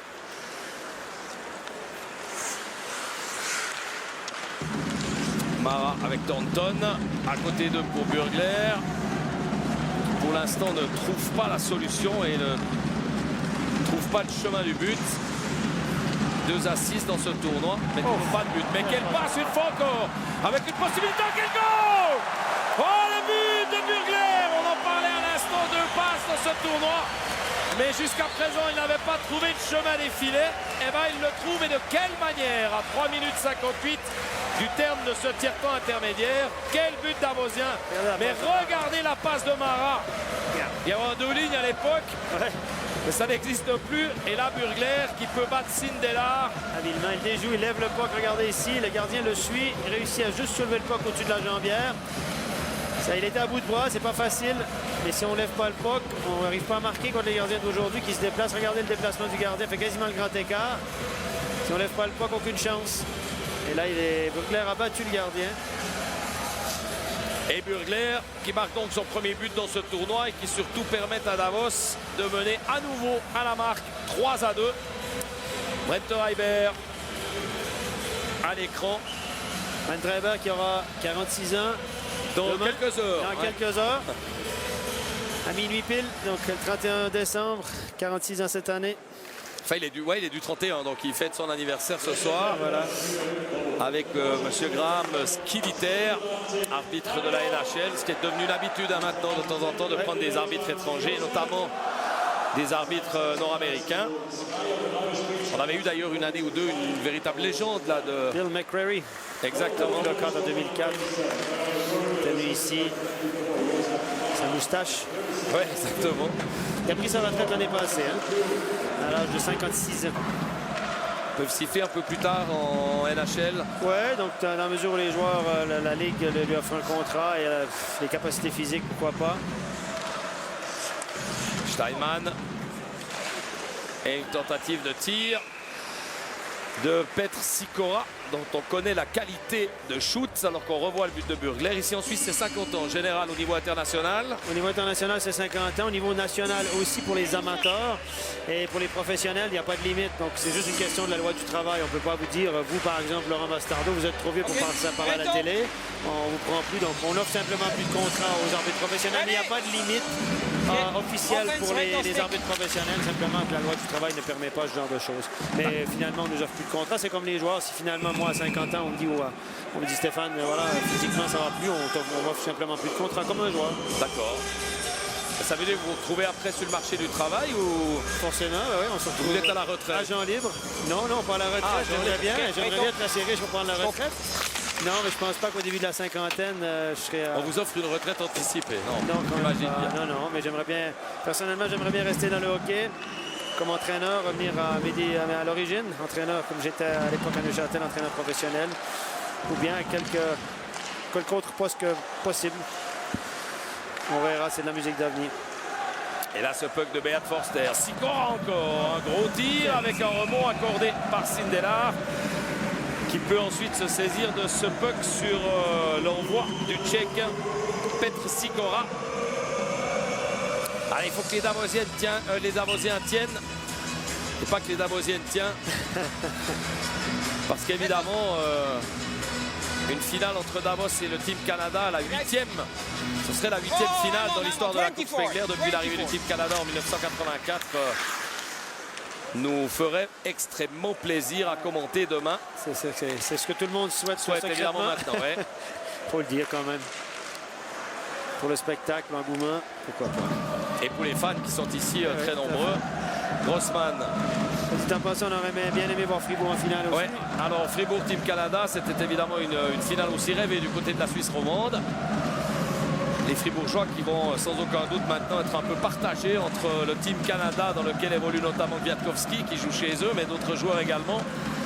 Et non, Kwiatkowski, qu'est-ce que je raconte comme idiotie? Il est à Fribourg, mais je dis pour le Team Canada, puisque les Canadiens jouent à Fribourg. Et d'un autre côté, alors qu'on va suivre cette action, un tir sur le poteau. Et d'un autre côté, une partie des fans qui tiendront pour Davos demain. C'est ce qu'ils nous ont confirmé tout à l'heure lorsqu'on les croisait sur le chemin de la patinoire.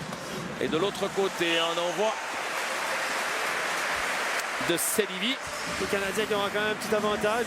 Ils sont bien installés probablement devant le téléviseur en train de regarder le match de ce soir. Après un bon souper, au calme. Avec la phase de récupération a déjà commencé. Quelques heures de repos en plus. Hein. Alors on revoit le tir de Patrick Kane sur le poteau, là, à la 38e minute. Et l'adjoint de Peter Oremus, Ladislav Zvodzil, il sent quand même que c'est peut-être le moment là pour son équipe de revenir dans ce match parce que les Davosiens ont repris le momentum. Et lorsqu'ils sont partis, les Davosiens, en tout cas ça l'a été à 2 reprises dans ce tournoi, difficile de les arrêter. Davos, qui on le rappelle, avait battu le Team Canada 5-0 lors de leur premier match de cette Coupe Spengler. Et on imagine que les Canadiens ont soif... non, le Canadien avait battu Davos 5-0. Et on imagine que les Davosiens auront soif de revanche demain. Le cas échéant, s'ils retrouvent les Canadiens en finale. On n'y est pas encore. Encore 21 minutes 16 à jouer. Il n'y a rien terminé. C'est qu'un but au hockey, c'est rien du tout. Question de quelques secondes.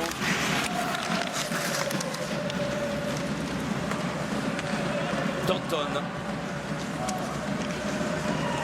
Ouais, ce peu qui est ressorti de la zone de défense. Un dégagement interdit. Et un dégagement interdit provoqué par la formation tchèque. 1 minute 04 encore dans ce tiers-temps intermédiaire. Et comme vous le disiez à l'instant, Stéphane Rochette, Davos toujours pas à l'abri, mais les Davosiens ont au moins repris l'avantage. C'est la première fois que les Tchèques accordent 3 buts dans ce tournoi.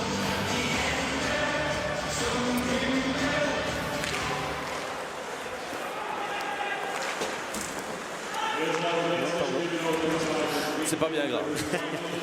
C'est quand on voit autant de matchs, matchs qu'on commente, les matchs qu'on arbitre, les matchs qu'on ne commente pas ou qu'on n'arbitre pas, finalement, on a des fois attention. Là, cette action va suivre Charoli, un nouveau tir sur le poteau.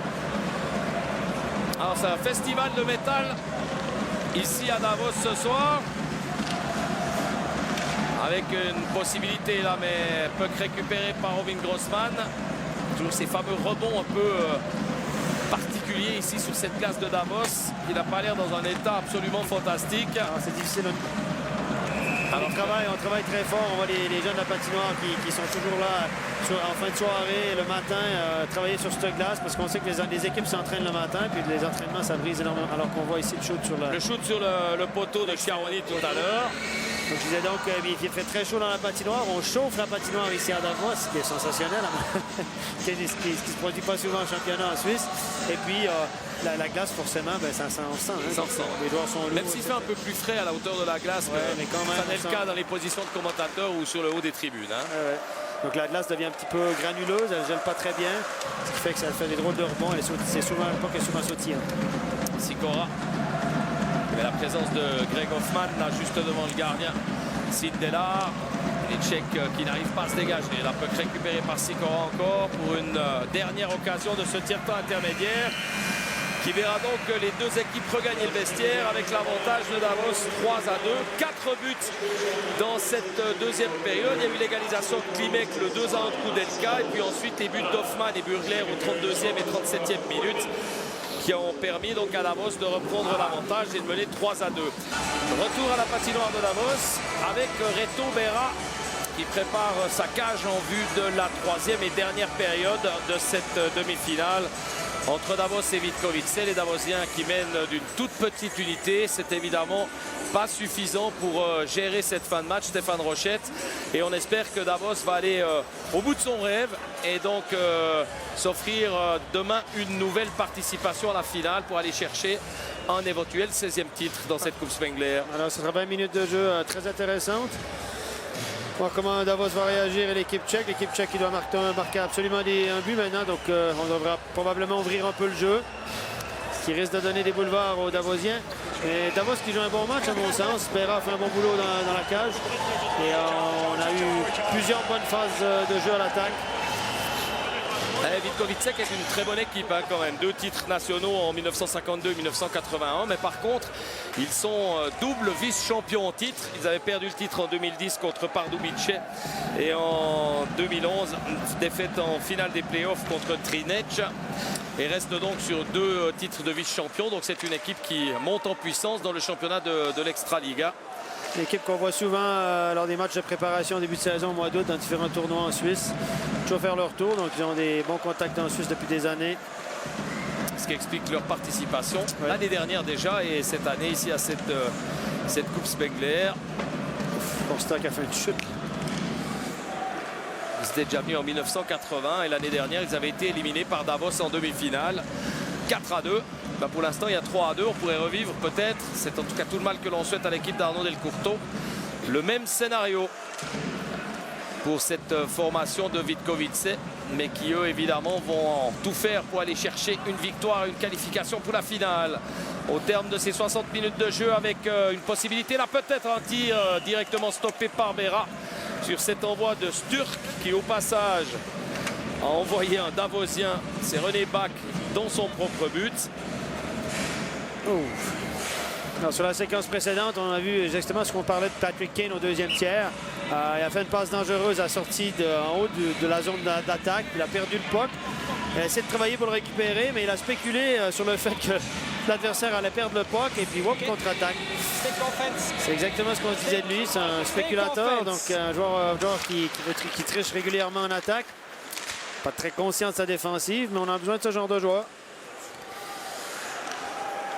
Patrick Kane, auteur tout à l'heure du 1-0. Il a également trouvé le montant des buts de Sindelar ce soir.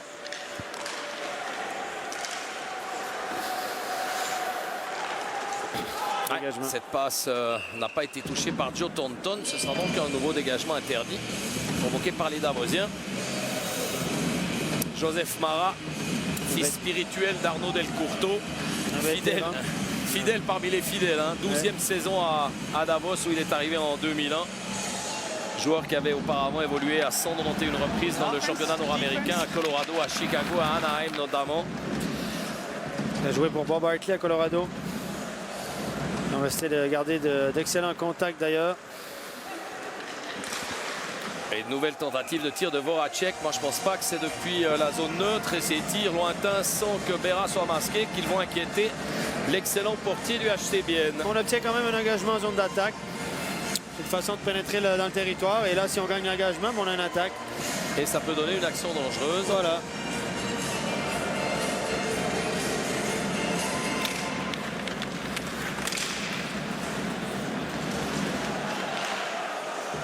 Ou alors spéculer sur un rebond accordé par le gardien. Et on est dans la zone maintenant. On va récupérer le puck.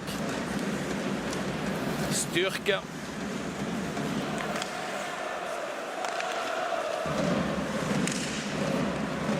Puck perdu par Vitkovice. Chiaroni dans la profondeur pour Rizer.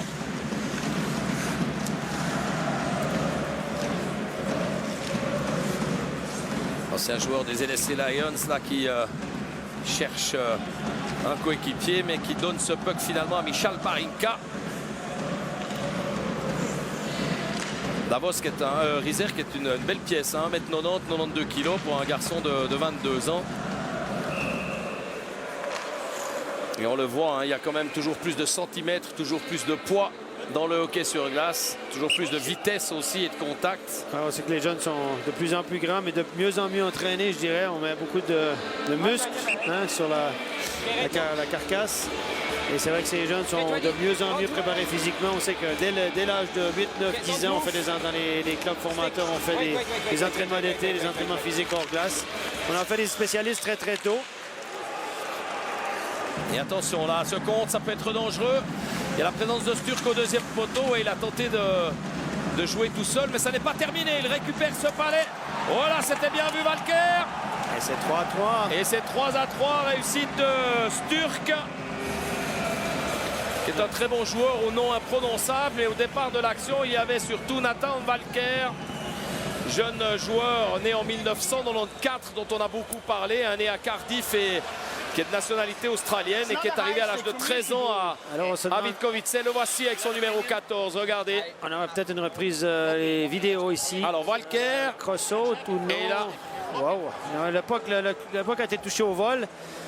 Alors c'est Walker qui adresse ce premier tir. Alors, et ensuite Sturck avec le revers de sa palette. Ouais, au vol. Donc là, les arbitres vont aller voir. C'est si le joueur a touché le contact avec le puck. Plus haut que la barre transversale. Voilà. Je crois pas sur les images qu'on a vues, mais attendons voir. C'est pas les épaules à ce moment-là, c'est pas la hauteur des épaules, mais la hauteur de la barre transversale. 42 minutes, 42 secondes. C'est que les arbitres ont droit, comme c'est le cas en championnat suisse cette année, à toutes les images vidéo.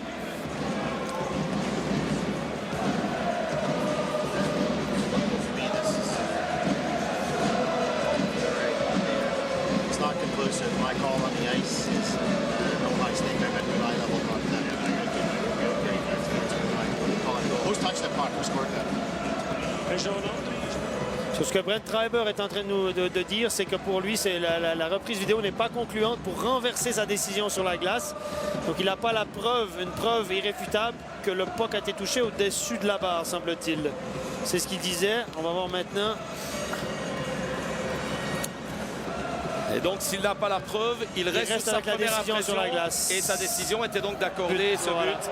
Exactement. Qu'il confirme à l'instant, Brent Treiber, 3-3. Donc le déroulement des choses, c'est qu'on prend une décision sur la glace. Ensuite, on dit OK, on va aller voir, on va les contrôler à la vidéo. On appelle les deux capitaines, on dit voilà ce qu'on a vu sur la glace. Maintenant, on va les contrôler. Et si on voit rien qui va à l'encontre de ce qu'on a vu, qui nous dit qu'on a eu tort à 100%, alors on reste avec la décision. Et deuxième but dans ce tournoi pour Sturck.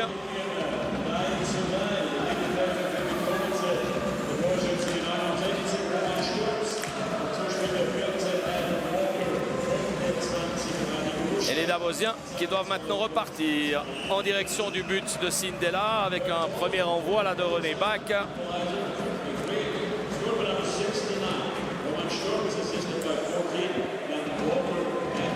Ah, ils devront aller la chercher, cette victoire, les Davosiens. C'est pas terminé, 17 minutes, 3-3. Oui. Tout peut arriver. Vitkovice qui avait déjà disputé une finale ici à la Coupe Spengler en 1980. Il avait été battu par le Spartak Moscou. Et l'année dernière, on l'a dit, défaite contre Davos 4-2 en demi-finale. Patrick Kane, Grossman, Bach. Bon, ça s'était bien vu là pour Louis Eriksson.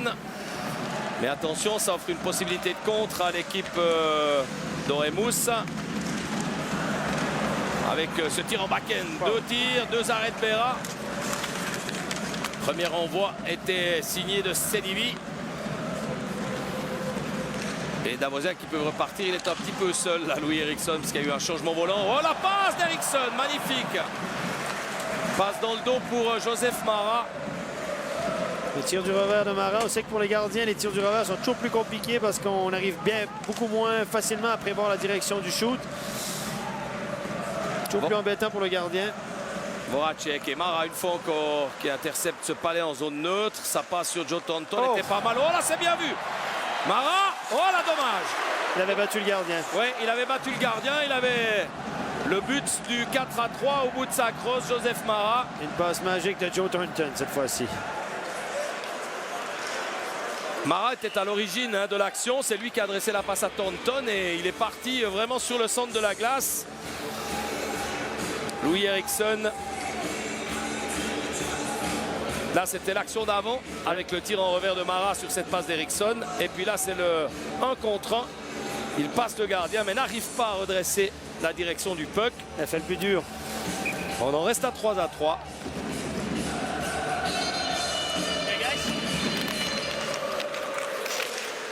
Le sourire de Leonardo Giannoni qu'on a vu sur la droite en bas de l'écran. Steinman, pardon. Récupération des Tchèques. René Bach. Oh, Encore une passe parfaite, mais malheureusement, cette passe de Schneeberg pour Steinmann n'aboutira pas parce qu'il y avait une position de hors-jeu. Voilà, hors-jeu de passe, donc on va reprendre à l'origine de la passe. Alors qu'on revoit ici, ouais, les patins passent avant le puck. Bonne décision de l'arbitre. Ça se joue à quelques millimètres. Comme je vous disais avant-hier, sans vouloir lancer le fleur à mes collègues juges de ligne, ils ont souvent raison.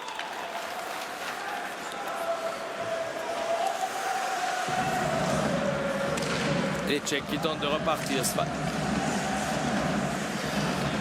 Svazina. Oula, un tir, un rebond accordé par le gardien. Attention, il ne voit plus où il est, l'arrêt Taubera. Il reste au sol. Et un puck qui revient, c'est dangereux. À son tour, il a fait le bateau. À la Dominique Hachek, la canne est dans le coin, voilà. On lui donne une canne de joueur et là, Forster va rechercher la crosse de Giannoni parce qu'avec une canne de joueur, il est quand même moins à l'aise. Et il a une possibilité pour Sikora. Et à son tour, le gardien Sindela a perdu sa crosse. Là, il va la chercher, mais il a dû sortir assez loin de sa cage. Et les Davosiens n'ont pas pu en profiter. Grossman. Oula, attention. 3 contre 2. Il va être récupéré par Sedivist en 3 contre 2. Oh, bon repli Grossman. Il y a Bartanus qui est au milieu. Le puck qui revient sur la crosse de Sedivi. On n'a pas très bien joué ça du côté tchèque. On a loupé vraiment une occasion en 3 contre 2. Grossman était sur son élan, a pu revenir. Un petit peu trop lent. Côté tchèque. Koulouche. Derrière lui avec ce tir de Sedivi.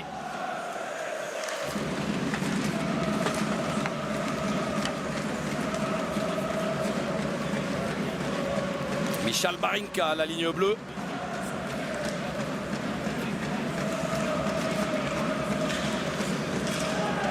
Parler des absents du côté de Davos, bah, sachez que pour la formation tchèque, notamment attention, Marek Malik, qui a encore une possibilité. Et cette fois, c'est le but!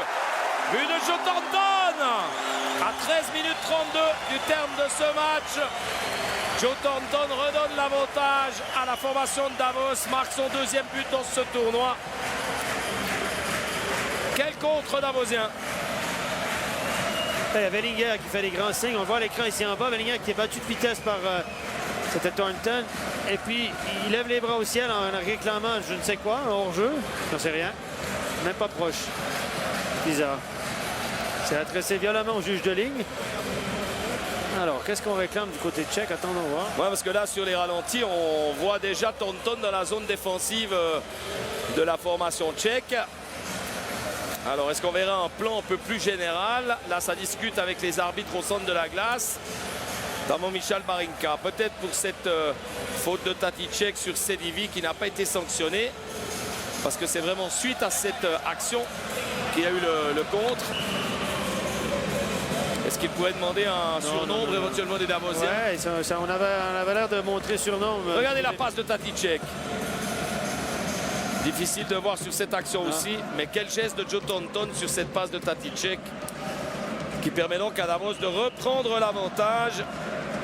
4-3, quel match mes amis, une fois encore ce soir dans cette deuxième demi-finale.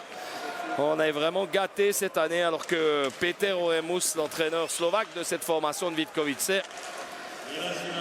passe par tous les états d'âme ce soir.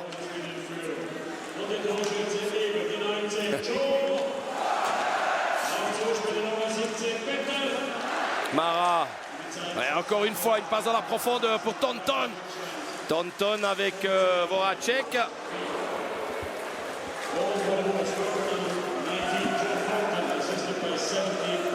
Mara, Thornton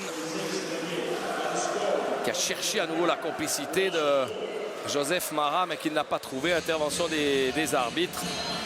Je parlais on revoit. Voilà.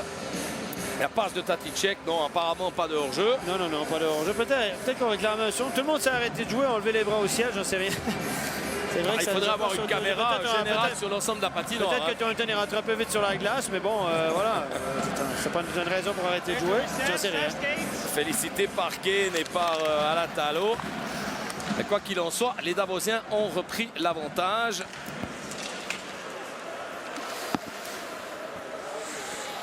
Je parlais des compétences défensives de cette équipe tchèque en début de reportage.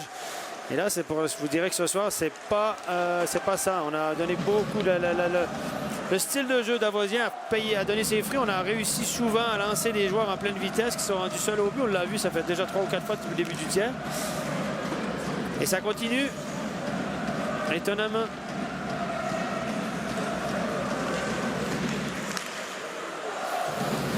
Mais 4-3, évidemment, ça ne suffira pas pour s'endormir sur ses lauriers. Cette fois-ci, il y a hors-jeu. Vonarx est rentré trop tôt en zone d'attaque. Précédé le puck.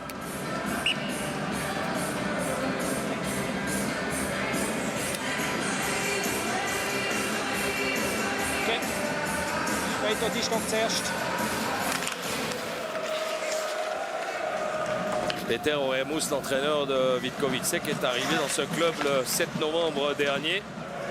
Il avait été assistant coach d'ailleurs de l'équipe de Slovaquie lors des championnats 2008 à Québec.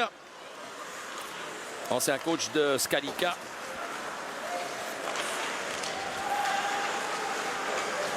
Forster. Tout seul, Hoffman. Ça a été une belle surprise, hein, Grégory Hoffman, quand même, dans ce tournoi. Oh, ça s'est bien joué! Et c'est encore une fois signé de ce diable de Patrick Kane. Il récupère beaucoup de puck avec sa canne. Hein. Il est très, très rapide avec sa canne. Il soulève la canne de l'adversaire et le subtile le puck.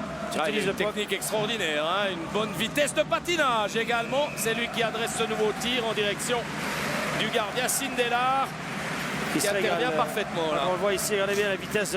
Hop, tac, et voilà. C'était Veringer, je crois. Hein. Son coéquipier, Sbiabian. Ouais, c'est un malin. Même si on l'a dit, il fait parfois preuve de suffisance. Il est tellement indispensable. Lui qui a un contrat qui porte jusqu'à la fin de la saison à Bienne, au cas où évidemment le lockout est confirmé, hein, on vous l'a dit. Pas d'informations fraîches pour l'instant. Donc Tyler Seguin a décidé de rentrer au Canada. Absolument. Ça, c'est une très mauvaise nouvelle pour Bienne. Peut-être reviendra-t-il sous un autre maillot. Voilà. Et puis l'autre nouvelle du jour, c'est que Bergeron, qui part lui aussi au Canada, sera remplacé par un certain Pavel Rosa, libéré par Fribourg-Gotteron, et qui va donc terminer la saison auprès du HC Lugano. Nouvelle qui est tombée cet après-midi.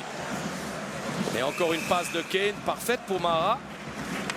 Mais le mouvement était difficile au milieu des deux défenseurs tchèques.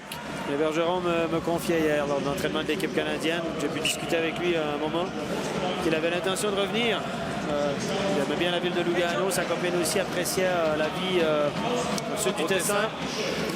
Et que si les activités de la NHL ne reprennent pas, il a dit qu'il comptait bien revenir en Suisse. À Lugano ou ailleurs, j'en sais rien. On verra. Si on a engagé Pavel Rosa, on verra bien. Et je pense que si la saison de la NHL est définitivement annulée, on verra d'autres stars débarquer. Après, il y a les questions de licence, hein, puisqu'on le rappelle qu'en Suisse, on ne peut activer que 8 licences par saison. Ouais. Et que certains clubs en ont déjà activé 5 ou 6. Donc ça devient un petit peu plus restrictif, mais ils en gardent tous une ou deux sous le coude, certainement. C'est que Zurich devrait engager quelqu'un puisque Tom Bellini est rentré définitivement au Canada. Absolument. Mésentente avec son entraîneur Mark Crawford. Burgler lui a manqué quelques centimètres là pour prendre de vitesse Thomas Wellinger. Burger, pardon, qui était revenu défendre. Dégagement interdit.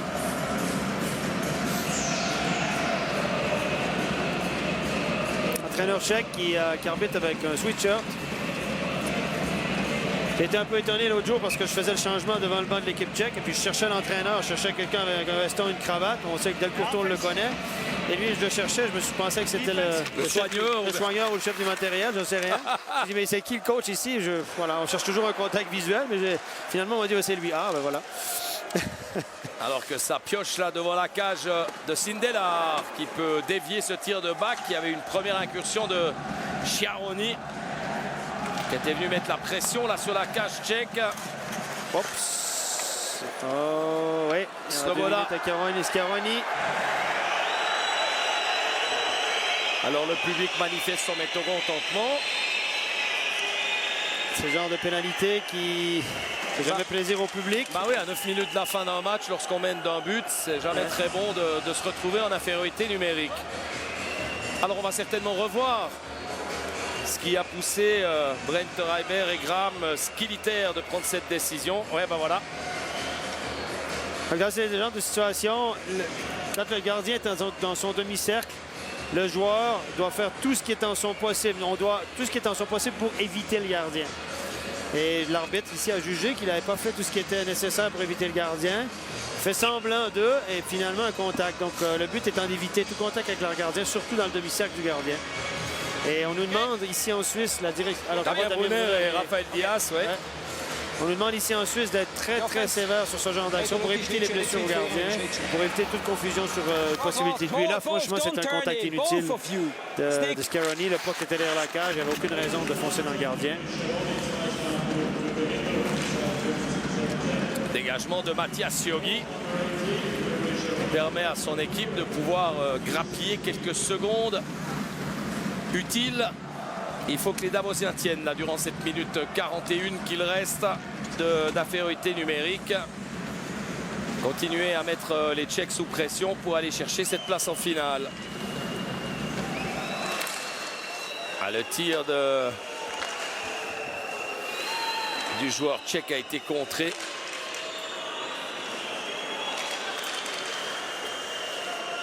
Stelik encore. Le jeu de puissance est en place. Et le tir de la ligne bleue de Michal Barinka. Aucun rebond encore une fois. Terra qui conserve son propre tir entre ses jambières. Habilement. Alors Bartanus Kovar et surtout Marek Malik, l'ancien défenseur, le géant, ancien défenseur de Genève Servette, sont aujourd'hui surnuméraires dans cette formation de Vitkovice. Étonnant de la part de Malik. Peut-être qu'on cache une blessure, j'en sais rien, parce que c'est un joueur drôlement efficace. Pénalisé un peu beaucoup à mon sens, mais dans le sens où des pénalités inutiles parfois. Bon, 37 ans aussi. Peut-être un peu de fatigue. Hein, peut-être un petit peu de fatigue aussi. Roman, et situation de hors-jeu signalée par les arbitres sur cette entrée de zone du numéro 23 de Vitkovice. Ouais, 37 ans dans le monde du sport, dans le hockey, c'est déjà vieux. Je me prends quelques soirs, je me dis, bon, ce soir, quand j'arbitre des matchs, je me dis, ce soir, je suis le plus vieux sur la glace. Mais pas tous les soirs. Pas tous les soirs. Ça arrive pas tous les soirs. Non, mais à 44 ans quand même, donc à moins d'arbitrer avec un collègue plus vieux comme Didier Massy, par exemple, ou Truman. Didier Massy, qui, on le rappelle, est actuellement à Oufa. Qui aura 50 ans prochainement, Didier. Ouais. Et qui est à Oufa pour les championnats du monde des U20. Avec Daniel Stricker et Roman Kaderli, le juge de ligne. Bien représenté. Comme toujours dans les championnats du monde. Ouais. Et la tentative de tir de Koudelka, encore une fois, pas de rebond accordé. Et Ouna qui se fait réprimander par René Bach parce qu'il a été un petit peu trop proche du gardien, ce qu'on expliquait tout à l'heure justement. On revoit le tir de Koudelka.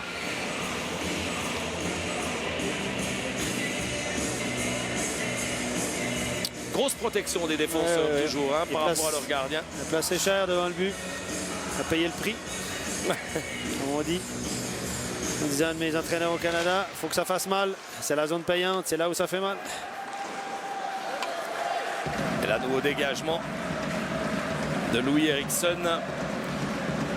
Plus que 13 secondes d'infériorité numérique. Et Davos aura passé donc cette période de box-play sans encombre. Barinka. À côté de lui pour Jiri Burger. Ah, il s'est fait subtiliser le puck cette fois-ci par Louis Eriksson, mais le récupère. Un joueur d'expérience, Jiri Burger, top scoreur de la formation de Vitkovice dans le championnat. 25 points, 33 matchs pour le MVP de l'Extraliga de la saison dernière. Dario Burgler. Mauvaise sortie de zone là, donne le puck à l'adversaire.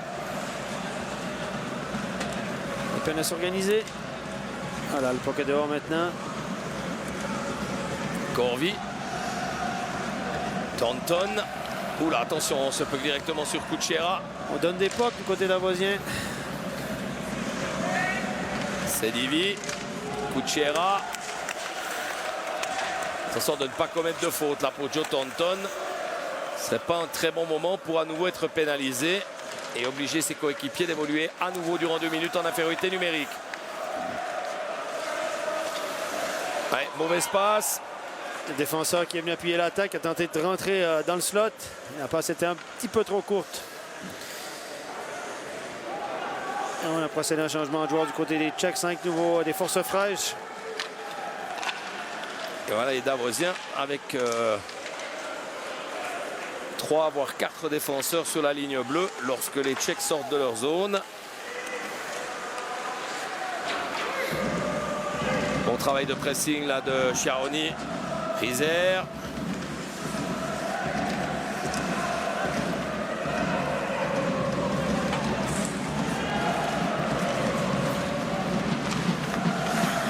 Chiaroni. Reto Phonax. Ah, c'était bien vu cette passe de Phonax sur le but où se trouvait Rizer. Mais les Tchèques peuvent à nouveau se dégager, desserrer l'étreinte. Reto Phonax qui est très habile derrière la cage adverse hein, pour se frayer un chemin et donner un époque devant la cage. C'est clair. C'est l'origine du 3e but. Il aime prendre position dans le bureau de Gretzky. Voilà. Oh là, c'était magnifique. Alors, ils se sont fait surprendre les Davrosiens. La passe est parfaite pour Svazina. C'est Mathias Yogi qui a laissé un joueur filer derrière lui. On s'attendait à ce que le joueur contourne la cage et fasse la passe de l'autre côté, mais il l'a donné derrière lui. Le gardien s'est fait surprendre. Berra qui était en déplacement. On voit ici. 54 minutes 37, regardez. Tout le monde pense qu'il va continuer. Il remet derrière lui et c'est Mathias Yogi qui... Voilà, le joueur n'était pas couvert. Un joueur couvert, c'est un joueur qui a pas la canne sur la glace. Et là, le joueur avait la canne sur la glace. Absolument. Svazina, très bonne passe de Roman d'ailleurs qui permet à la formation de Vitkovice de revenir à 4-4 à 5 minutes 23 du terme de ce match. Bah, qui pourrait bien se terminer un peu plus tard que prévu. Hein. On aura peut-être du surtemps, mon cher Laurent. Et peut-être des tirs au but. Attendons voir. Peut-être un nouveau match en prolongation.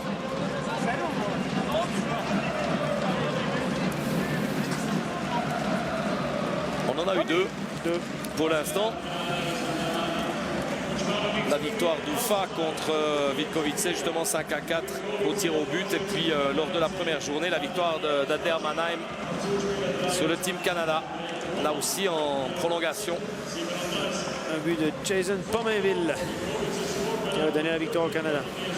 Ça fait plaisir de vous entendre dire Pominville. On s'est fait pas mal allumer sur les réseaux sociaux. Parce qu'on disait Pominville et pas Pominville. Non, c'est Pominville, c'est un Québécois de la région de Montréal, Repentigny, en banlieue de Montréal. Merci, vous me sauvez la mise là, mon cher. C'est bien Pominville.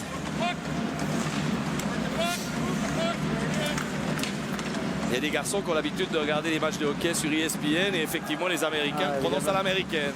Oui. Mais nous, les noms québécois, on les prononce en français, mes amis. En québécois, pardon. Et en québécois, oui. Voilà, c'est l'occasion aussi, cet arrêt de jeu, pour vous remercier de votre fidélité sur notre antenne alors que l'on revoit le but de Svazina, son 2e but dans le tournoi. Pour vous dire que vous êtes désormais 4980 à nous suivre sur notre page Facebook. On a tous reçu le puck. 20 petites personnes encore et nous passerons durant cette Coupe Spengler la barre des 5000. Ce qui est tout de même assez incroyable et on vous remercie de cette fidélité. Là, et de nous suivre également sur notre compte Twitter RTS_hockey.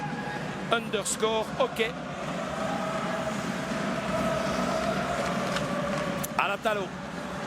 Allez, il faut que les Davésiens puissent passer l'épaule avant la fin de cette rencontre. Prendre beaucoup de risques de tenter d'aller en prolongation. Tonton. Oh, quel arrêt du gardien. Ça n'est pas terminé. Le puck qui a dévié sur le patin de défenseur qui aurait pu se retrouver au fond de la cage. On a l'impression que Tonton, là, il a été retenu. Pas d'intervention des arbitres. Qui aurait pu siffler hein, pour interférence. C'était limite. On était dans une zone grise, Laurent. Il a tenté de se frayer un chemin entre le goal et le défenseur, mais il n'y a pas l'espace pour un si grand gaillard. Donc ça a coincé. Il a mal évalué l'espace. Et attention parce que le danger est cette fois-ci sur la canne, la cage de Reto Berra. À la relance, René Bach. Ouais, une bonne passe pour Rizer, surpris en position de hors-jeu.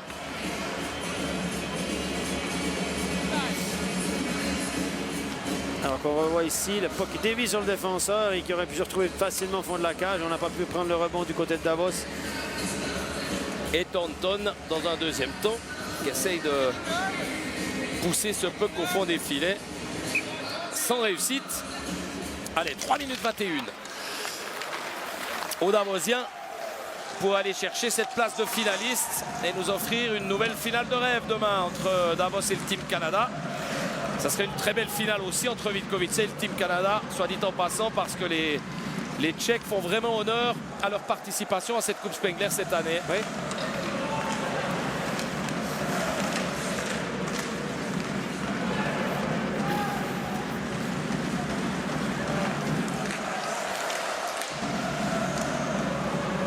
Il a été contré, Reto von Arx. Attention, Svazina. Une tentative de tir de Ouna n'est pas parvenu à inquiéter Reto Berra. Et Rizer. Ça serait une belle histoire après le but de Corvi de l'autre jour. Là, c'est Patrick Kane qui a dressé ce tir, qu'un jeune joueur de la phalange d'Arnaud Del Curto réussisse à marquer le but de la victoire. Rizer est lui aussi né en 1990, Corvi est de 92. Rizer qui est arrivé au début de cette saison des LSC Lions. Et c'est ce que vous disiez tout à l'heure, Stéphane Rochette. Cette envie d'Arnaud Del Curto de donner du temps de jeu aux jeunes joueurs. Le rajeunissement du côté de Davos. Exactement, et de ramener ce rajeunissement. Je sais que toutes les équipes ont des cycles, hein, donc forcément... Bien sûr, et là il y a les deux Fonax, il y a Gugisberg, il y a Rizzi, il y a quand même pas Mara, il y a pas mal de joueurs qui arrivent un petit peu en bout de course. On doit reconstruire. C'est aussi ce qui explique en partie la saison plutôt moyenne de Davos au niveau des résultats. Beaucoup de blessés évidemment. C'est que Sikora a été blessé aux côtes pendant un moment, a été... puis Nash est blessé maintenant. Nash est blessé on peut maintenant. pas compter exclusivement sur les joueurs de NHL. Et vous avez vu le tir de Patrick Kane. Quelques centimètres avec ce tir voilé de la cage de Sindelar.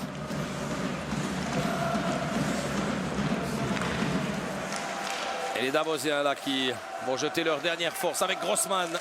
La passe n'est pas parvenue. Elle reste dans la zone défensive.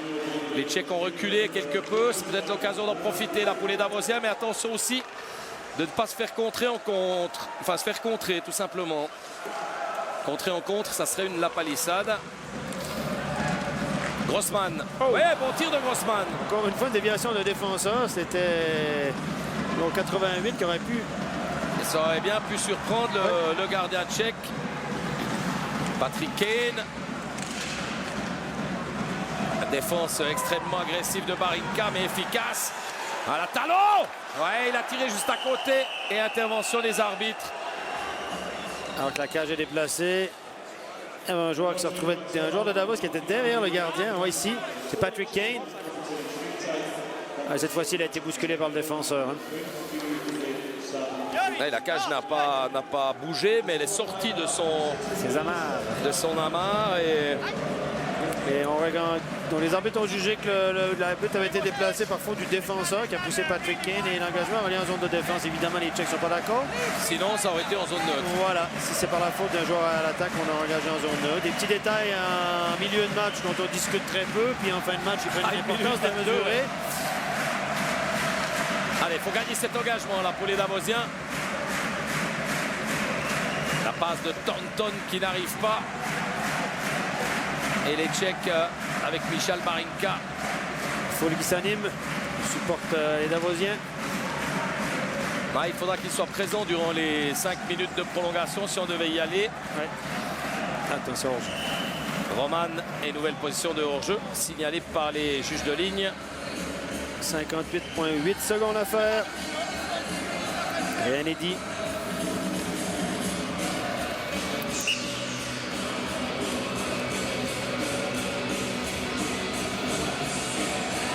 Voilà, vision qu'a Reto Berra depuis sa cage sur ce plan de l'arrière du goal davosien sur le jeu. Arnaud qui a fait un... On a souvent dit que les anciens gardiens devenaient de très bons entraîneurs parce que justement ils avaient une vision complète du jeu. Attention là avec Sikora. Sikora, petite passe de Reto von Arx. À nouveau Sikora, il n'y avait personne devant le but et cette fois-ci Patrick Kane était là. Il peut tourner derrière la cage, mais bonne défense là des Tchèques. Arnaud Del Curto qui a fait une ligne spéciale avec Reto von Arx, Sikora et Patrick Kane. Là, c'est Joe Thornton qui arrive. Kane, et goal! Et goal de Kane à 22 secondes de la fin du match. Patrick Kane qui propulse Davos en finale de cette Coupe Spengler. Sans aucun doute. Patrick Kane décisif ce soir. Hein. Il a été très bon, on l'a dit, dans les 2 premiers tiers. Avec plusieurs chances de marquer. Plusieurs tirs au but, au moins une dizaine de tirs au but ce soir. Il a failli marquer sur la séquence précédente. Et voilà, quel tir précis. L'impression qu'il a tapé 2 ou 3 montants avant d'entrer. Hein. Ça a vraiment fait comme une partie de billard. C'était pas du hasard. Ouais, non. Sindelar là, qui a frappé sa crosse contre son but. Il est évidemment fâché. On revoit alors que Joe Thornton était entré dans l'alignement. Regardez Kane. Tir du poignet. Vraiment sous la latte. Quel but de Patrick Kane. Quelle réussite. On va le voir encore mieux de cet angle. Joe Thornton qui a fait reculer la défensive. Eh ouais. Il y avait 1,5 centimètre, il l'a mis. Hein. Voilà. Incroyable. Et c'est Joe Thornton. Joe Thornton arrive avec beaucoup de vitesse, a foncé vers la cage, qui a fait reculer les défenseurs. Ça a permis à Patrick Kane de s'avancer de plus en plus. Le gardien a été battu, peut rien faire.